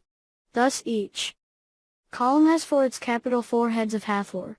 Seen from a distance, it at once recalls the form of the sistrum, so frequently represented in the bas-reliefs as held in the hands of queens and goddesses. It is in fact a sistrum, in which the regular proportions of the parts are disregarded. The handle is gigantic, while the upper part of the instrument is unduly reduced. This notion so pleased the Egyptian fancy that architects did not hesitate to combine the sistrum design with elements borrowed from other orders. The 4 heads of Hathor placed above a campaniform capital, furnished Nectanebel with a composite type 4. His pavilion at Philae, figure 72. I cannot say that the compound is very satisfactory, but the column is in reality less ugly than it appears in engravings. Shafts of columns were regulated by no fixed rules of proportion or arrangement. The architect might, if he chose, make use of equal heights with very different diameters, and, regardless of any considerations apart from those of general harmony, might design the various parts according to whatever scale best suited him. The dimensions of the capital had no invariable connection with those of the shaft, nor was the height of the shaft dependent on the diameter of the column. At Karnak, the campaniform columns of the hypostyle hall measure 10 feet high in the capital, and 55 feet high in the shaft, with a lower diameter of 11 feet 8 inches. At Luxor, the capital measures 11.5 feet, the shaft 49 feet, and the diameter at the spring of the base 11.25 feet. At the Ramesseum, the shaft and capital measure 35 feet, and the spring diameter is 6.5 feet. The lotus bud, or clustered column, gives similar results. At Karnak, in the aisles of the hypostyle hall, the capital is 10 feet high, the shaft 33 feet, and the base diameter 6.75 feet. At the Ramesseum, the capital is 5.5 feet high, the shaft 24.5 feet, and the base diameter 5 feet 10 inches. We find the same irregularity as to architraves. Their height is determined only by the taste of the architect or the necessities of the building. So also with the spacing of columns. Not only does the intercolumnar space vary considerably between temple and temple, or chamber and chamber, but sometimes, as in the first court at Medinet Habu, they vary in the same portico. We have thus far treated separately of each type, but when various types were associated in a single building, no fixed relative proportions were observed. In the hypostyle hall at Karnak, the campaniform columns support the nave, while the lotus bud variety is relegated to the aisles, figure 73. There are halls in the temple of Khonsu where the lotus bud column is the loftiest, and others where the campaniform dominates the rest. In what remains of the Mitamot structure, campaniform and lotus bud columns are of equal height. Egypt had no definite orders like those of Greece, but tried every combination to which the elements of the column could be made to lend themselves. Hence, we can never determine the dimensions of an Egyptian column from those of one of its parts. 2. The temple.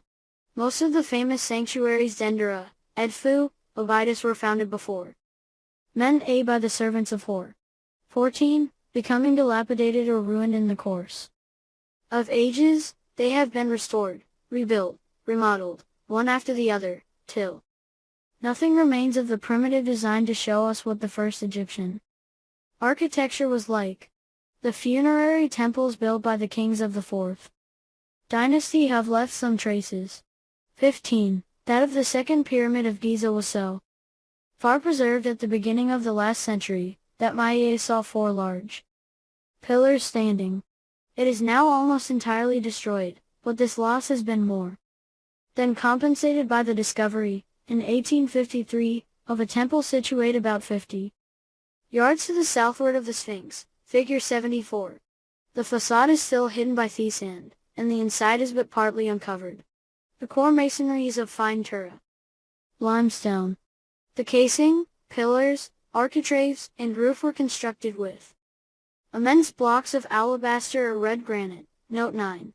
The plan is most simple. In the middle, A, is a great hall in shape of the letter T, adorned with 16 square pillars 16 feet in height, at the northwest corner of. This hall is a narrow passage on an inclined plane, B, by which the building is now entered. 16. At the southwest corner is a recess, C, which contains 6 niches, in pairs one over the other. A long gallery opening at each end into a square chamber, now filled with rubbish, E, completes the plan. Without any main door, without windows, and entered through a passage too long to admit the light of day, the building can only have received light and air through slanting air slits in the roofing, of which traces are yet visible on the tops of the walls. On each side of the main hall. Note 10. Inscriptions, bas-reliefs, paintings, such as we are accustomed to find everywhere in Egypt, are all wanting, and yet these bare walls produce as great an impression upon the spectator as the most richly decorated temples of Thebes. Not only grandeur but sublimity has been achieved in the mere juxtaposition of blocks of granite and alabaster, by means of purity of line and exactness of proportion. Some few scattered ruins in Nubia, the Fayum, and Sinai, do not suffice to prove whether the temples of the 12th dynasty merited the praises lavished on them in contemporary inscriptions or not. Those of the Theban kings, of the Ptolemies, and of the Caesars which are yet standing are in some cases nearly perfect, while almost all are easy of restoration to those who conscientiously study them upon the spot. At first sight, they seem to present an infinite variety as to arrangement, but on a closer view they are found to conform to a single type. We will begin with the sanctuary. This is a low, small, obscure, rectangular chamber, inaccessible to all save Pharaoh and the priests. As a rule, it contained neither statue nor emblem, but only the sacred bark, or tabernacle, of painted wood placed upon a pedestal, a niche in the wall, or an isolated shrine formed of a single block of stone, received on certain days the statue, or an animate symbol of the local god, or the living animal, or the image of the animal, sacred to that god. A temple must necessarily contain this one chamber. And if it contained but this one chamber, it would be no less a temple than the most complex buildings. Very rarely, however, especially in large towns, was the service of the gods thus limited to the strictly necessary. Round the sanctuary, or divine house, was grouped a series of chambers in which sacrificial and ceremonial objects were stored, as flowers, perfumes, stuffs, and precious vessels. In advance of this block of buildings were next built one or more halls supported on columns, and in advance of these came a courtyard, where the priests and devotees assembled. This courtyard was surrounded by a colonnade to which the public had access, and was entered through a gateway, flanked by 2 towers, in front of which were placed statues, or obelisks, the whole being surrounded by an enclosure wall of brickwork, and approached through an avenue of sphinxes. Every pharaoh was free to erect a hall still more sumptuous in front of those which his predecessors had built, and what he did, others might do after him. Thus, successive series of chambers and courts, of pylons and porticos, were added reign after reign to the original nucleus, and vanity or piety prompting the work, the temple continued to increase in every direction, till space or means had failed. The most simple temples were sometimes the most beautiful. This was the case as regards the sanctuaries erected by Amenhotep III in the island of Elephantine, which were figured by the members of the French expedition at the end of the last century, and destroyed by the Turkish governor of Ajuan in 1822. The best preserved, namely, the South Temple, figure 75, consisted of but a single chamber of sandstone, 14 feet high, 31 feet wide, and 39 feet long. The walls, which were straight, and crowned with the usual cornice, rested on a platform of masonry some 8 feet above the ground.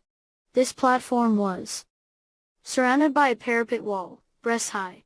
All around the temple ran a colonnade, the sides each consisting of 7 square pillars, without capital or base, and the 2 facades, front and back, being supported by 2 columns with the lotus bud capital.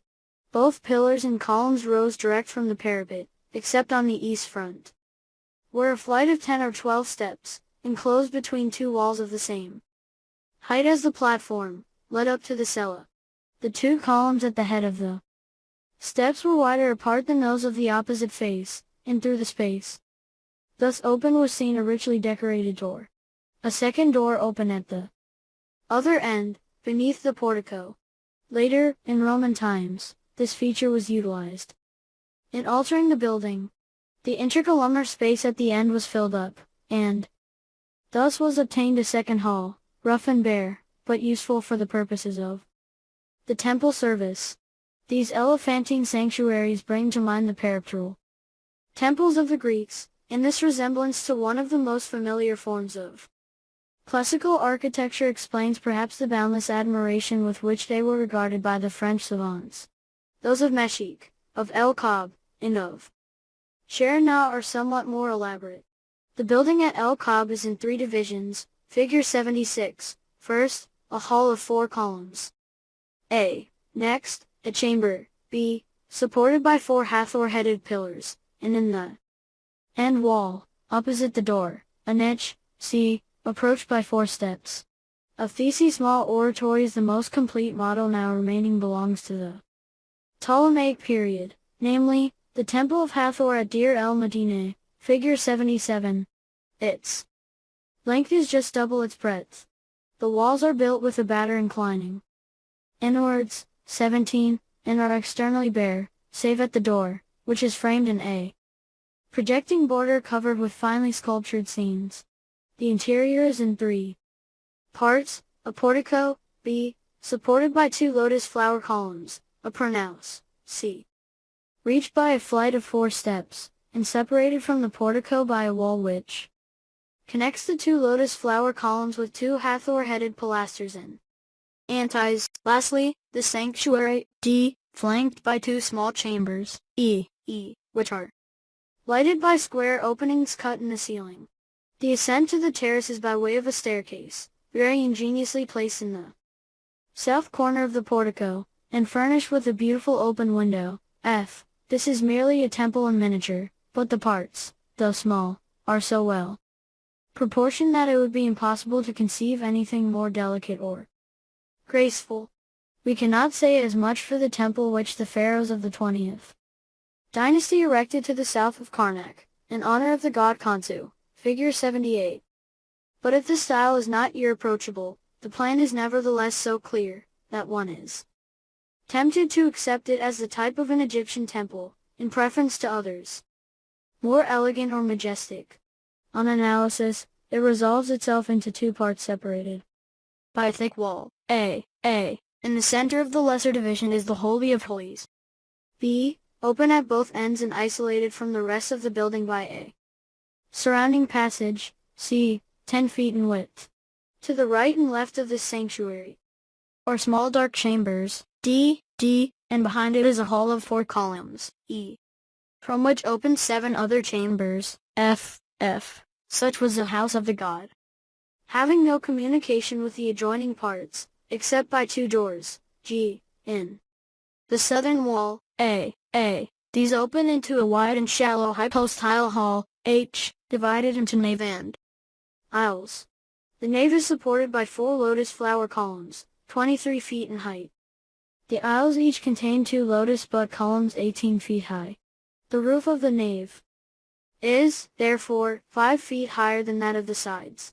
This elevation was made use of for lighting purposes, the clerestory being fitted with stone gratings, which admitted the daylight. The court, I, was square, and surrounded by a double colonnade entered by way of 4 side gates and a great central gateway, flanked by 2 quadrangular towers with sloping fronts. This pylon, K, measures 105 feet in length, 33 feet in width, and 60 feet in height. It contains no chambers, but only a narrow staircase, which leads to the top of the gate, and thence up to the towers.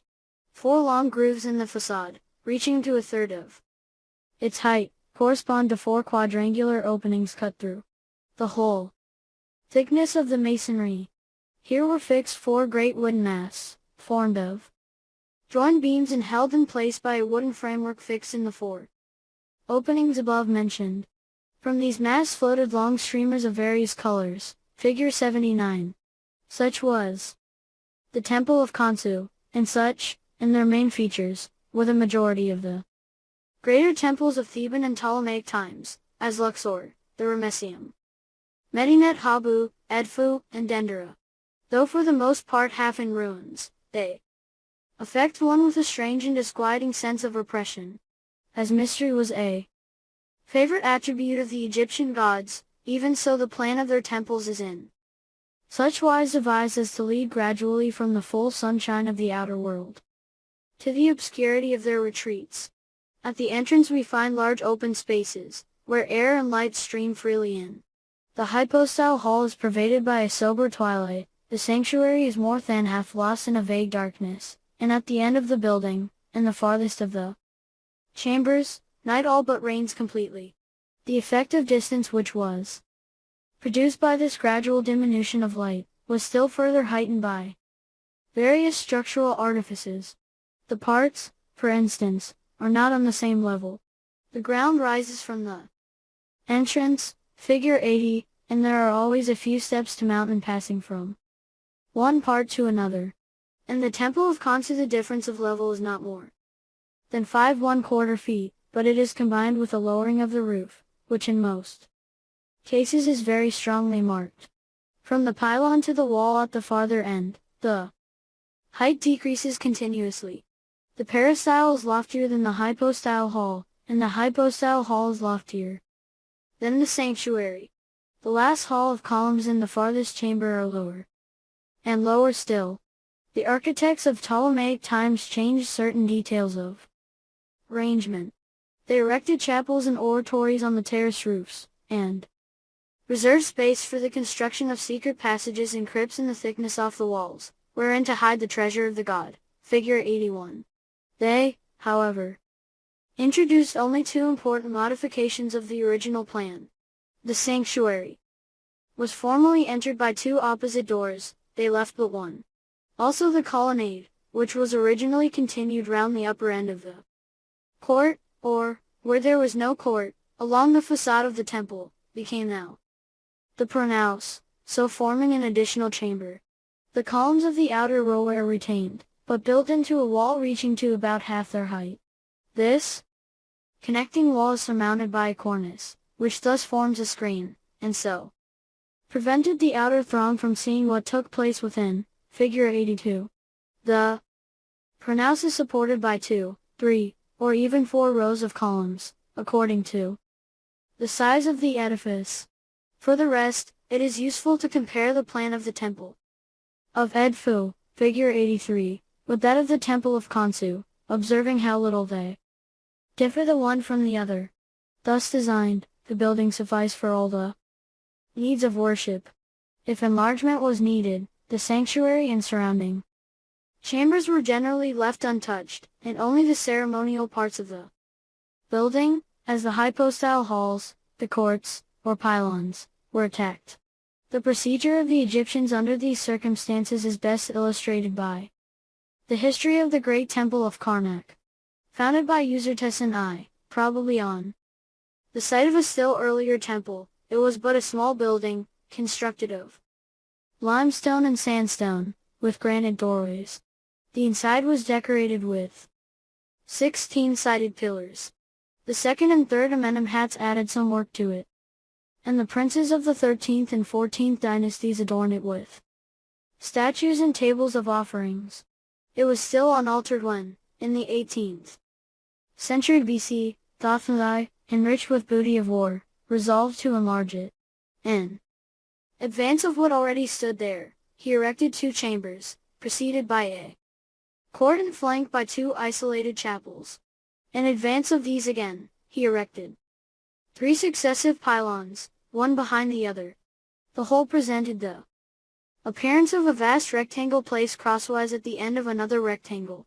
Thothmes II and Hatshepsut 18 covered the walls erected by their father with bas-relief sculptures, but added no more buildings. Hatshepsut, however, in order to bring in her obelisks between the pylons of Thothmes I, opened a breach in the south wall, and overthrew 16 of the columns which stood in that spot. Thothmes III, probably finding certain parts of the structure unworthy of the god, rebuilt the first pylon, and also the double sanctuary, which he renewed in the red granite of Syene. To the eastward, he rebuilt some old chambers, the most important among them being the processional hall, used for the starting point and halting place of ceremonial processions, and these he surrounded with a stone wall. He also made the lake whereon the sacred boats were launched on festival days, and, with a sharp change of axis, he built 2 pylons facing towards the south, thus violating the true relative proportion which had till then subsisted between the body and the front of the general mass of the building. The outer enclosure was now too large for the earlier pylons, and did not properly accord with the later ones. Amenhotep III corrected this defect. He erected a 6th and yet more massive pylon, which was, therefore, better suited for the facade. As it now stood, figure 84, the temple surpassed even the boldest architectural enterprises hitherto attempted, but the pharaohs of the 19th dynasty succeeded in achieving still more. They added only a hypostyle hall, figure 85, and a pylon, but the hypostyle hall measured 170 feet in length by 329 feet in breadth.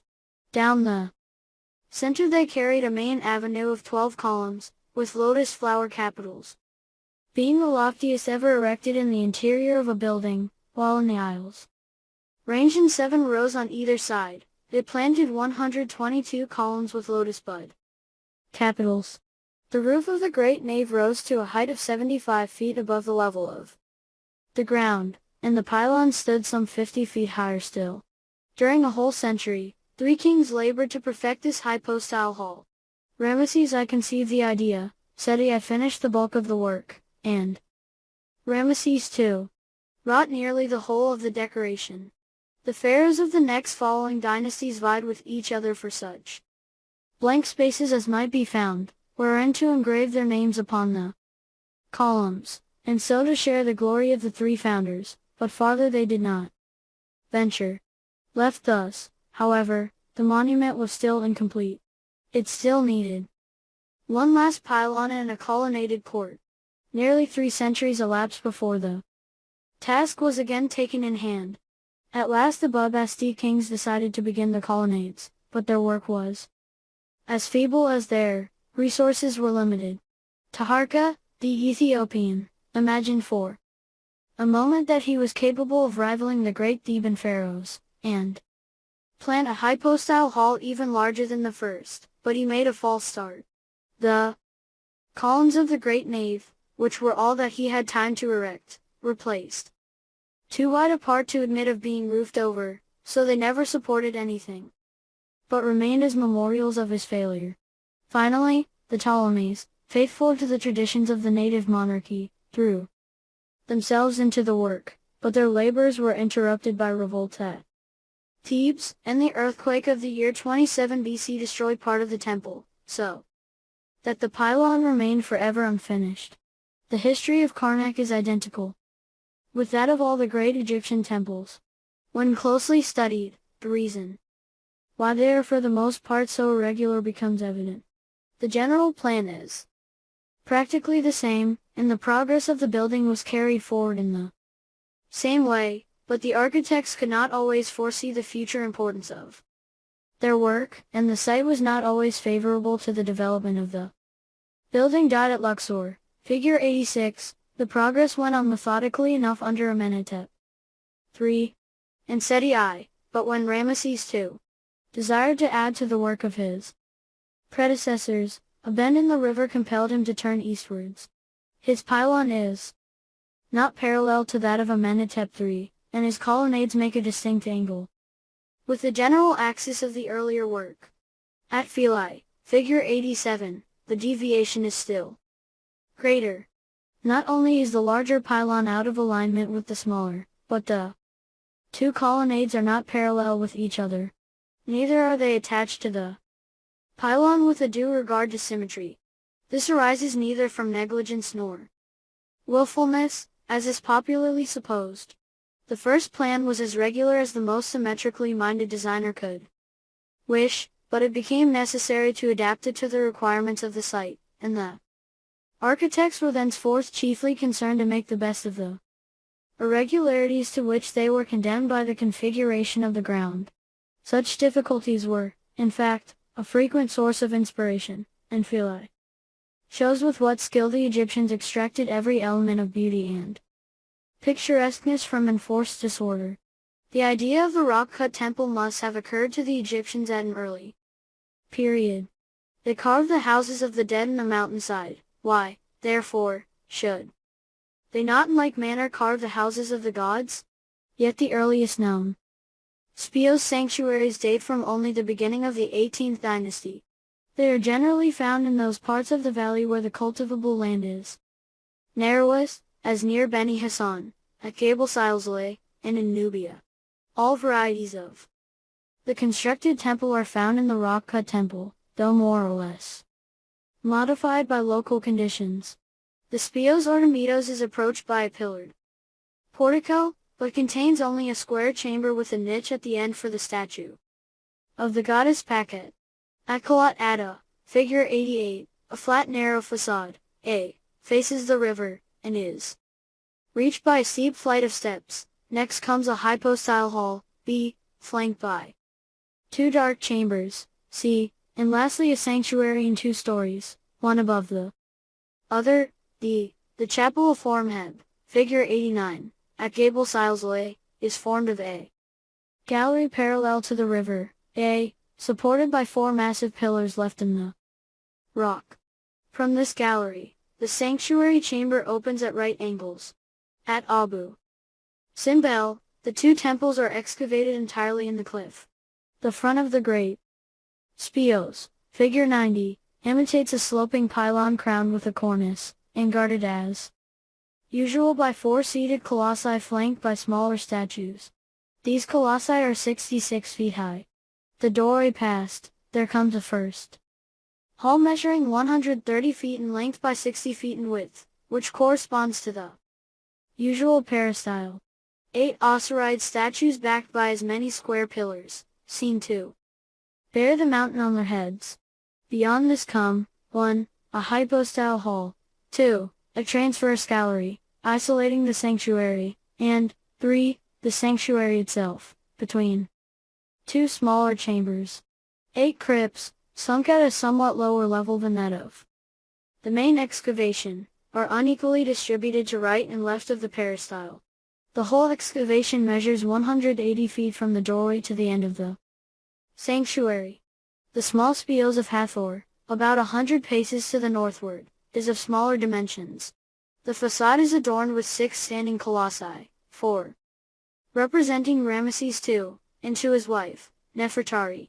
The peristyle and the crypts are lacking, figure 91, and the small chambers are placed at either end of the transverse passage, instead of being parallel with the sanctuary. The hypostyle hall, however, is supported by 6 Hathor-headed pillars. Where space permitted, the rock-cut temple was but partly excavated in the cliff, the forepart being constructed outside with blocks cut and dressed, and becoming half grotto, half building. In the Hemi-Speos at Deir, the peristyle is external to the cliff. At Beit el-Wali, the pylon and court are built, at Jerf Hussein and Wadi Sabua, pylon, court, and hypostyle hall are all outside the mountain. The most celebrated and original Hemi-Speos is that built by Queen Hatshepsut, at Deir el-Bahari, and the Theban necropolis, figure 92, 19, the sanctuary and chapels, which, as usual, accompany it, were cut about 100 feet above the level of the valley. In order to arrive at that height, slopes were made and terraces laid out. according to a plan which was not understood until the site was thoroughly excavated.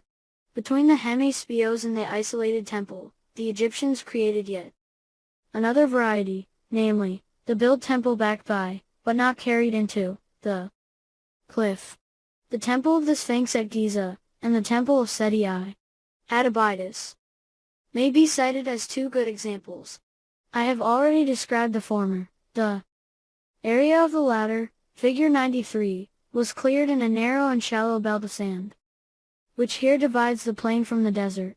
It was sunk up to the roof, the tops of the walls but just showing above the level of the ground. The staircase which led up to the terrace roof led also to the top of the hill. The front, which stood completely out, seemed in no wise extraordinary. It was approached by two pylons, two courts, and a shallow portico supported on square pillars. The unusual part of the building only began beyond this point. First, there were two hypostyle halls instead of one. These are separated by a wall with 7 doorways. There is no nave, and the sanctuary opens direct from the second hall.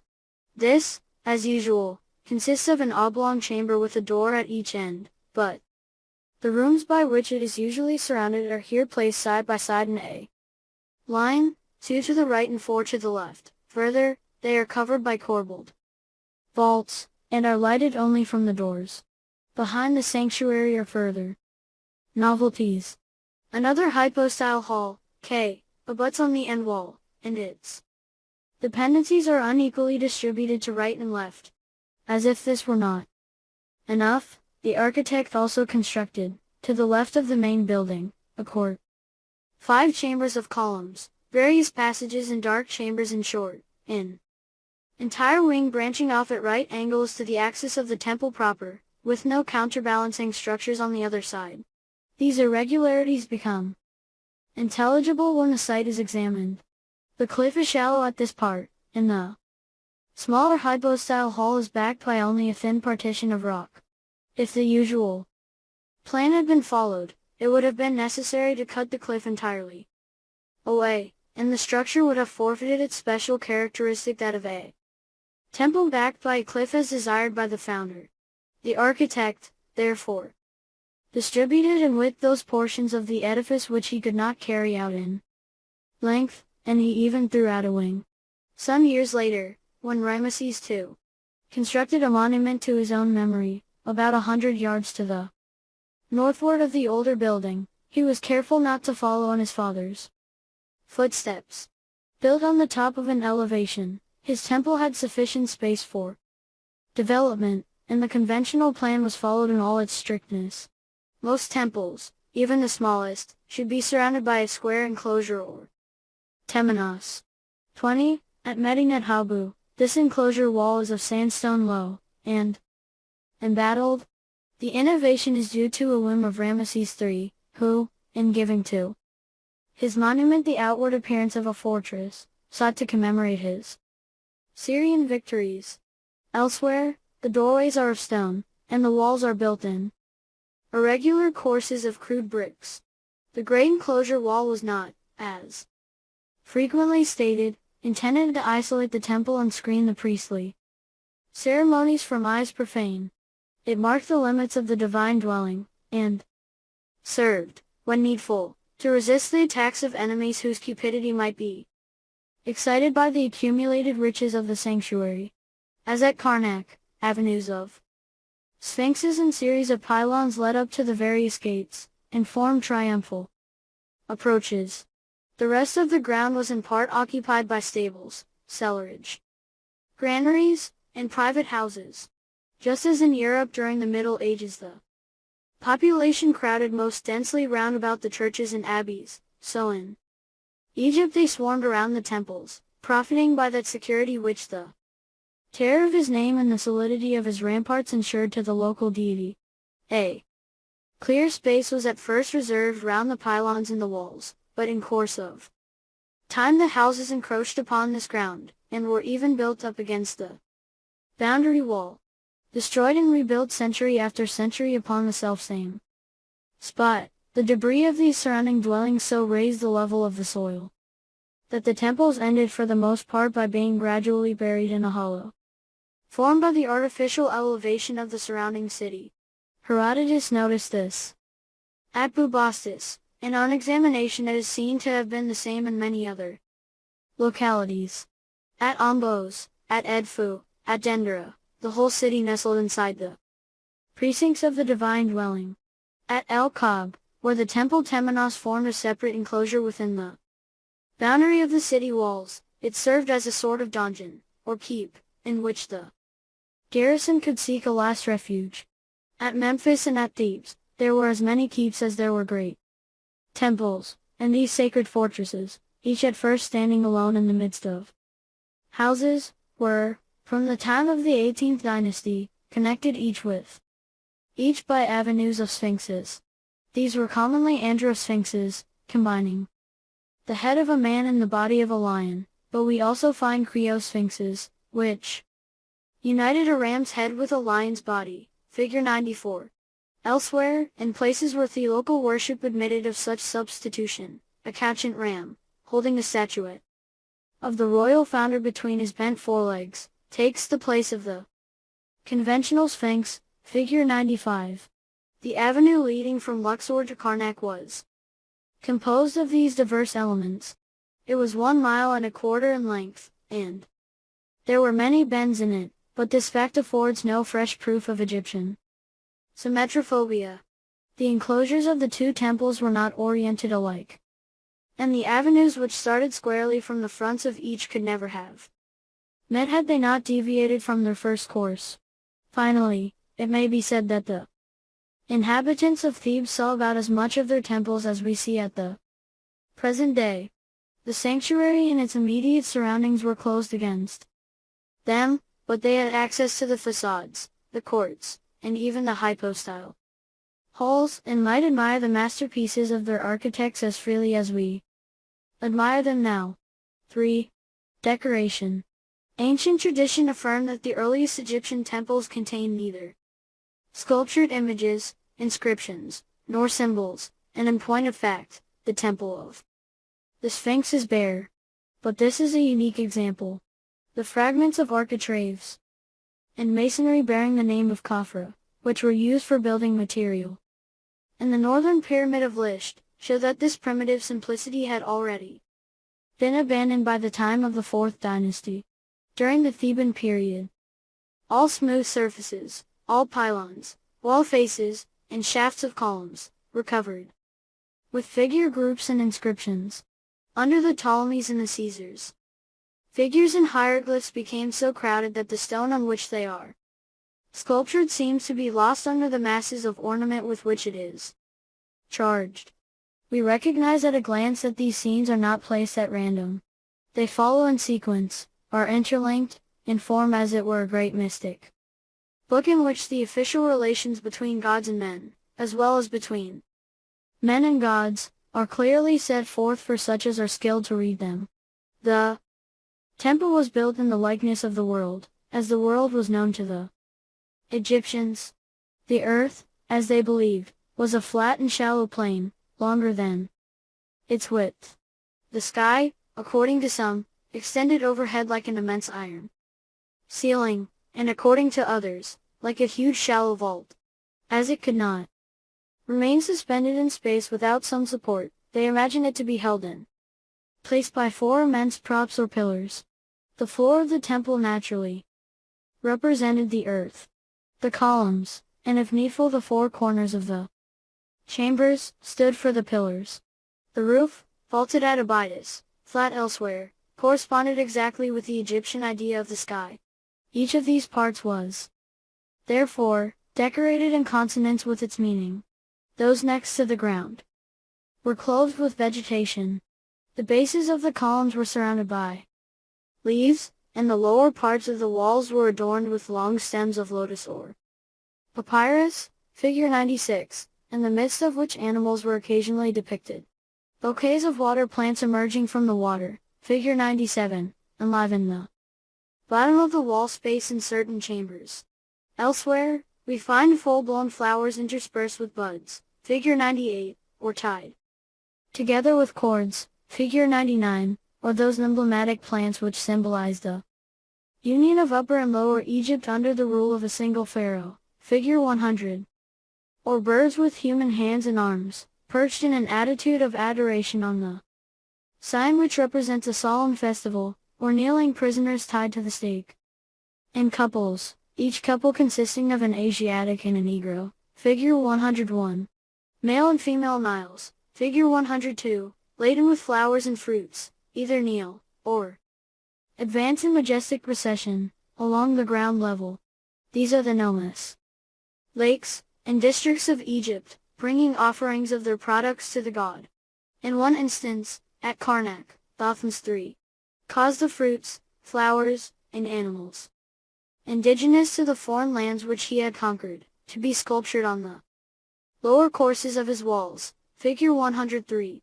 The ceilings were painted blue, and sprinkled with 5-pointed stars painted yellow, occasionally interspersed with the cartouches of the royal founder.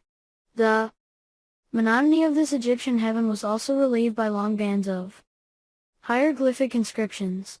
The vultures of Nekep and Wadi, the goddesses of the south and north, crowned and armed with divine emblems, figure 104, hovered above the nave of the hypostyle halls, and on the underside of the lintels of the great doors, above the head of the king as he passed through on his way to the sanctuary.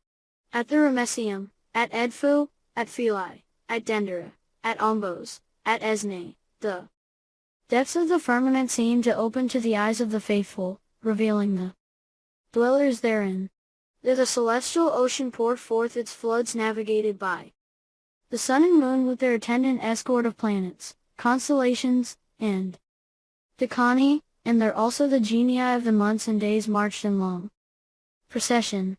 In the Ptolemaic age, zodiacs fashioned after Greek models were sculptured side by side with astronomical tables of purely native origin, figure 105. The decoration of the architraves which supported the massive roofing slabs was entirely independent of that of the ceiling itself. On these were wrought nothing save boldly cut inscriptions, in which the beauty of the temple, the names of the builder kings who had erected it, and the glory of the gods to whom it was consecrated, are emphatically celebrated. Finally, the decoration of the lowest part of the walls and of the ceiling was restricted to a small number of subjects, which were always similar, the most important and varied scenes being suspended, as it were, between earth and heaven, on the sides of the chambers and the pylons. These scenes illustrate the official relations which subsisted between Egypt and the gods. The people had no right of direct intercourse with the deities. They needed a mediator, who, partaking of both human and divine nature, was qualified to communicate with both. The king alone, son of the sun, was of sufficiently high descent to contemplate the god in his temple, to serve him, and to speak with him face to face. Sacrifices could be offered only by him, or through him, and in his name. Even the customary offerings to the dead were supposed to pass through his hands, and the family availed themselves of his name in the formula Sutenta-Hotep to forward them to the other world. The king is seen, therefore, in all parts of the temple, standing, seated, kneeling, slaying the victim, presenting the parts, pouring out the wine, the milk, and the oil, and burning the incense. All humankind acts through him, and through him performs its duty towards the gods. When the ceremonies to be performed required the assistance of many persons, then alone did mortal subordinates, consisting, as much as possible, of his own family, appear by his side. The queen, standing behind him like Isis behind Osiris, uplifts her hand to protect him, shakes the sistrum, beats the tambourine to dispel evil spirits, or holds the libation vase or bouquet. The eldest son carries the net or lassos the bull, and recites the prayer while his father successively presents to the god each object prescribed by the ritual. A priest may occasionally act as substitute for the prince, but other men perform only the most menial offices. They are slaughterers or servants, or they bear the boat or canopy of the god. The god, for his part, is not always alone. He has his wife and his son by his side, next after them the gods of the neighboring homes, and, in a general way, all the gods of Egypt. From the moment that the temple is regarded as representing the world, it must, like the world, contain all gods, both great and small. They are most frequently ranged behind the principal god, seated or standing, and with him. They share in the homage paid by the king. Sometimes, however, they take an active part in the ceremonies. The spirits of On and Honu 21 kneel before the sun, and proclaim his praise. Hor, Set, or Thoth conducts Pharaoh into the presence of his father Amen-Ra, or performs the functions elsewhere assigned to the prince or the priest. They help him to overthrow the victim or to snare birds. For the sacrifice, and in order to wash away his impurities, they pour upon his head the waters of youth and life. The position and functions of these cooperating gods were strictly defined in the theology. The sun, traveling from east to west, divided the universe into two worlds, the world of the north and the world of the south.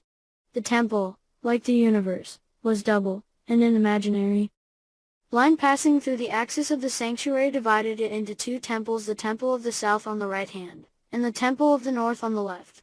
The gods and their various manifestations were divided between these two temples, according as they belonged to the northern or southern hemisphere. This fiction of duality was carried yet further.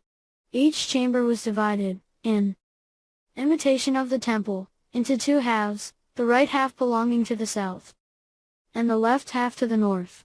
The royal homage, to be complete, must be rendered in the temples of the south and of the north, and to the gods of the south and of the north, and with the products of the south and of the north. Each sculptured tableau must, therefore, be repeated at least twice in each temple on a right wall and on a left wall. Amen, on the right, receives the corn, the wine, the liquids of the south, while on the left he receives the corn, the wine, and the liquids of the north. As with Amen, so with Mount, Khonsu, Menshu, and many other gods.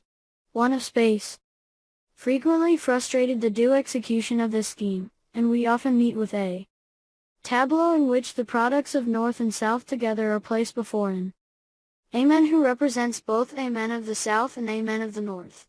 These departures from decorative usage are, however, exceptional, and the dual symmetry is always observed where space permits. In pharaonic times, the tableaus were not overcrowded.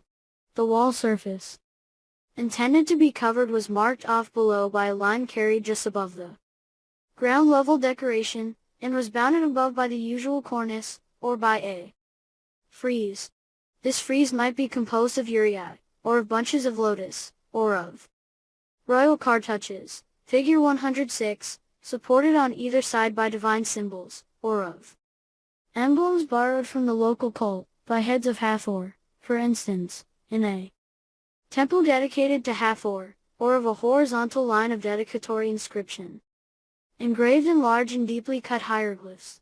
The wall space thus framed in contains sometimes a single scene and sometimes two scenes, one above the other. The wall must be very lofty, if this number is exceeded. Figures and inscriptions were widely spaced, and the scenes succeeded one another with scarcely a break. The spectator had to discover for himself where they began or ended. The head of the king was always studied from the life, and the faces of the gods reproduced the royal portrait as closely as possible. As Pharaoh was the son of the gods, the surest way to obtain portraits of the gods was to model their faces after the face of the king. The secondary figures were no less carefully wrought, but when these were very numerous, they were arranged on 2 or 3 levels, the total height of which never exceeded that of the principal personages. The offerings, the scepters, the jewels, the vestments, the headdresses, and all the accessories were treated with a genuine feeling for elegance. In truth, the colors, moreover, were so combined as to produce in each Tableau, the effect of one general and prevailing tone, so that in many temples there were chambers which can be justly distinguished as the Blue Hall, the Red Hall, or the Golden Hall. So much for the classical period of decoration. As we come down to later times, these tableaux are multiplied, and under the Greeks and Romans they become so numerous that the smallest wall contained not less than 4, figure 107, 5, 6, or even 8 registers. The principal figures are, as it were, compressed, so as to occupy less room, and all the intermediate space is crowded with thousands of tiny hieroglyphs. The gods and kings are no longer portraits of the reigning sovereign, but mere conventional types without vigor or life. As for the secondary figures and accessories, the sculptors only cares to crowd in as many as possible. This was not due to a defect of taste, and to the prevalence of a religious idea which decided but enforced these changes. The object of decoration was not merely the delight of the eye. Applied to a piece of furniture, a coffin, a house, a temple, decoration possessed a certain magic property, of which the power and nature were determined by each being or action represented, by each word inscribed or spoken, at the moment of consecration. Every subject was, therefore, an amulet as well as an ornament. So long as it endured, it ensured to the god the continuance of homage rendered, or sacrifices offered, by the king. To the king, whether living or dead, it confirmed the favors granted to him by the god in recompense for his piety. It also preserved from destruction the very wall upon which it was depicted. At the time of the 18th dynasty, it was thought that 2 or 3 such amulets sufficed to compass the desired effect, but at a later period it was believed that their number could not be too freely multiplied, and the walls were covered with as many as the surface would contain. An average chamber of Edfu or Dendera yields more material for study than the hypo-style hall of Karnak, and the chapel of Antoninus Pius at Philae, had it been finished, would have contained more scenes than the sanctuary of Luxor and the passages by which it is surrounded. Observing the variety of subjects treated on the walls of any one temple, one might at first be tempted to think that the decoration does not form a connected whole, and that, although many series of scenes must undoubtedly contain the development of an historic idea or a religious dogma, yet that others are merely strung together without any necessary link. At Luxor, and again at the Ramesseum, each face of the pylon is a battlefield on which may be studied, almost day for day, the campaign of Ramesses II against the Kheta, which took place in the 5th year of his reign.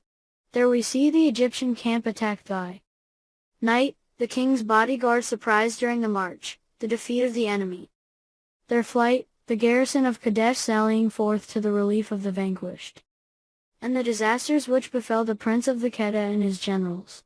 Elsewhere, it is not the war which is represented, but the human sacrifices, which anciently celebrated the close of each campaign.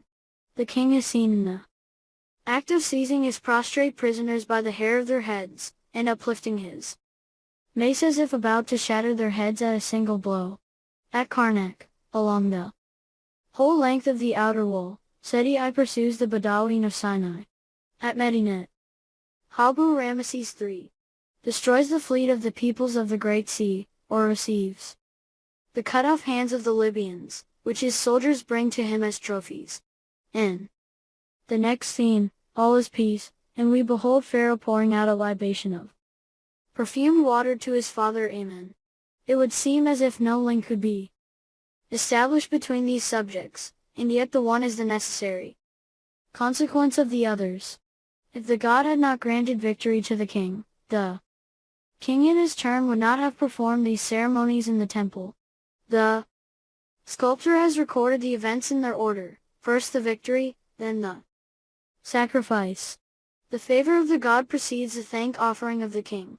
Thus, on closer examination, we find this multitude of episodes forming the several links of one continuous chain, while every scene, including such as seem at first sight to be wholly unexplained, represents one stage in the development of a single action which begins at the door, is carried through the various halls, and penetrates to the farthest recesses of the sanctuary. The king enters the temple. In the courts, he is everywhere confronted by reminiscences of his victories, and here the god comes forth to greet him, hidden in a shrine and surrounded by priests. The rites prescribed for these occasions are graven on the walls of the hypostyle hall in which they were performed. These being over, king and god together take their way to the sanctuary. At the door which leads from the public hall to the mysterious part of the temple, the escort halts. The king crosses the threshold alone, and is welcomed by the gods. He then performs in due order all the sacred ceremonies enjoined by usage. His merits increase by virtue of his prayers, his senses become exalted, he rises to the level of the divine type. Finally he enters the sanctuary, where the god reveals himself unwitnessed, and speaks to him face to face. The sculptures faithfully reproduce the order of this mystic presentation, the welcoming reception on the part of the god, the acts and offerings of the king, the vestments which he puts on and off in succession, the various crowns which he places on his head, the prayers which he recites, and the favors which are conferred upon him are also recorded upon the walls, in order of time and place. The king, and the few who accompany him, have their backs towards the entrance and their faces towards the door of the sanctuary. The gods, on the contrary, or at least such as do not make part of the procession, face the entrance, and have their backs turned towards the sanctuary. If during the ceremony the royal memory failed, the king needed but to raise his eyes to the wall, whereon his duties were mapped out for him. Nor was this all. Each part of the temple had its accessory decoration and its furniture. The outer faces of the pylons were ornamented, not only with the masts and streamers before mentioned, but with statues and obelisks. The statues, 4 or 6 in number, were of limestone, granite, or sandstone. They invariably represented the royal founder, and were sometimes of prodigious size. The two Memnons, seated at the entrance of the temple of Amenhotep III, at Thebes, measured about 50 feet in height. The colossal Ramesses II, of the Ramesseum measured 57 feet, and that of Tanis at least 70 feet. The greater number, however, did not exceed 20 feet. They mounted guard before the temple, facing outwards, as if confronting an approaching enemy.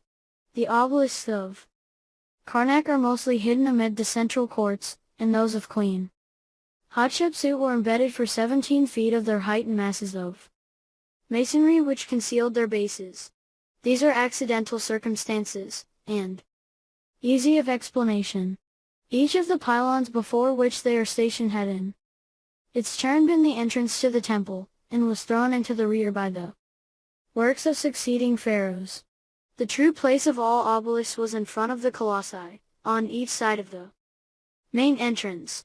22, they are always in pairs, but often of unequal height. Some have professed to see in them the emblem of Amen, the generator, or a finger of the god, or a ray of the sun.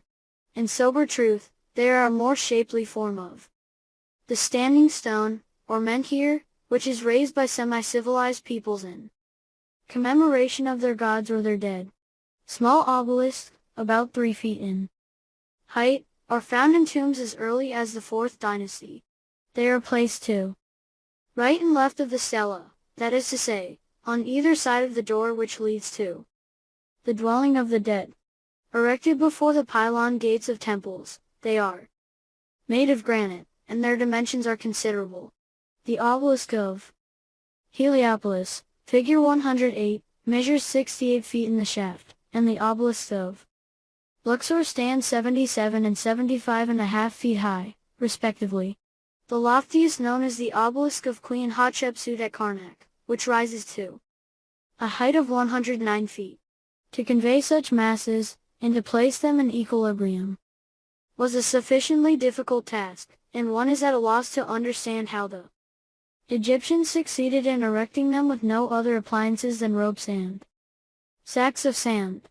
Queen Hatshepsut boasts that her obelisks were quarried, shaped, transported, and erected in 7 months, and we have no reason to doubt the truth of her statement. 23. Obelisks were almost always square, with the faces slightly convex, and a slight slope from top to bottom. The pedestal was formed of a single square block adorned with inscriptions, or with cynocephaly in high relief, adoring the sun. The point was cut as a pyramidion, and sometimes covered with bronze or gilt copper. Scenes of offerings to Ra Harmachis, Hor, Tum, or Amen are engraved on the sides of the pyramidion and on the upper part of the prism. The 4 upright faces are generally decorated with only vertical lines of inscription and praise of the king. Note 11. Such is the usual type of obelisk, but we here and there meet with exceptions. That of Begig in the Fayum, figure 109, is in shape a rectangular oblong, with a blunt top. A groove upon it shows that it was surmounted by some emblem in metal, perhaps a hawk, like the obelisk represented on a funerary stela in the Giza Museum. This form, which like the first is a survival of the menhir, was in vogue till the last days of Egyptian art. It is even found at Aksum, in the middle of Ethiopia, dating from about the 4th century of our era, at a time when in Egypt the ancient obelisks were being carried out of the country, and none dreamed of erecting new ones. Such was the accessory decoration of the pylon. The inner courts and hypostyle halls of the temple contained more colossi. Some, placed with their backs against the outer sides of pillars or walls, were half engaged in the masonry, and built up in courses. At Luxor under the peristyle, and at Karnak between each column of the great nave, were also placed statues of Pharaoh, but these were statues of Pharaoh the Victor, clad in his robe of state. The right of consecrating a statue in the temple was above all a royal prerogative, yet the king sometimes permitted private persons to dedicate their statues by the side of his own. This was, however, a special favor, and such monuments always bear an inscription stating that it is by the king's grace that they occupy that position. Rarely as this privilege was granted, it resulted in a vast accumulation of votive statues, so that in the course of centuries the courts of some temples became crowded with them. At Karnak, the sanctuary enclosure was furnished outside with a kind of broad bench, breast high, like a long base. Upon this the statues were placed, with their backs to the wall. Attached to each was an oblong block of stone, with a projecting spout on one side. These are known as tables of offerings, figure 110. The upper face is more or less hollowed, and is often sculptured with bas-relief representations of loaves, joints of beef, libation vases, and other objects usually presented to the dead or to the gods. Those of King Amani and Tefamenemhat, at Giza, are blocks of red granite, more than 3 feet in length, the top of which is hollowed out in regular rows of cup holes, each cup hole being reserved for one particular offering. There was, in fact, an established form of worship provided for statues, and these tables were really altars upon which were deposited sacrificial offerings of meat, cakes, fruits, vegetables, and the like. The sanctuary and the surrounding chambers contained the objects used in the ceremonial of worship. The bases of altars varied in shape, some being square and massive, others polygonal or cylindrical.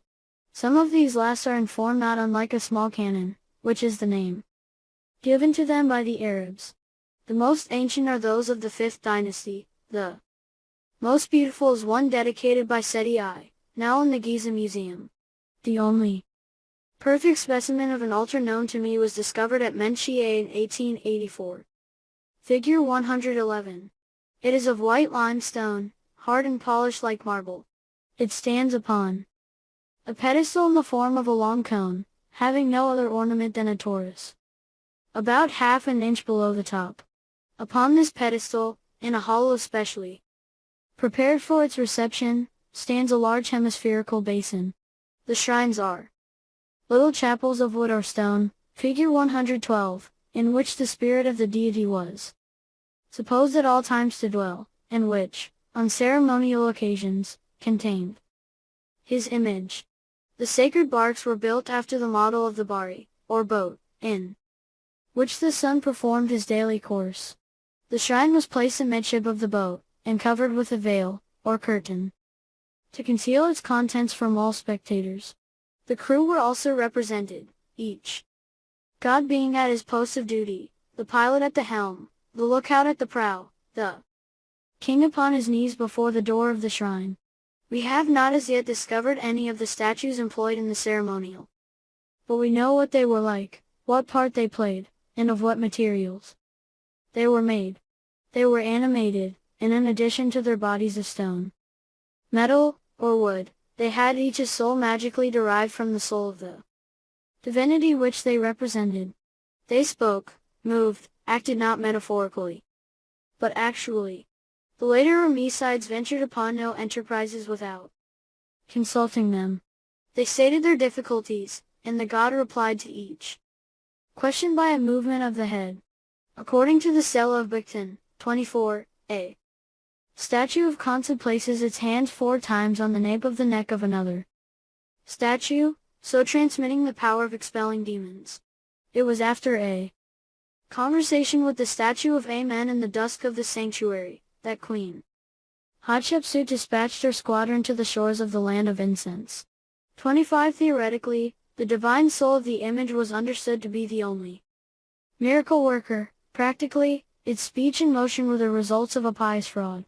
Interminable avenues of sphinxes, gigantic obelisks, massive pylons, halls of 100 columns, mysterious chambers of perpetual night, in a word.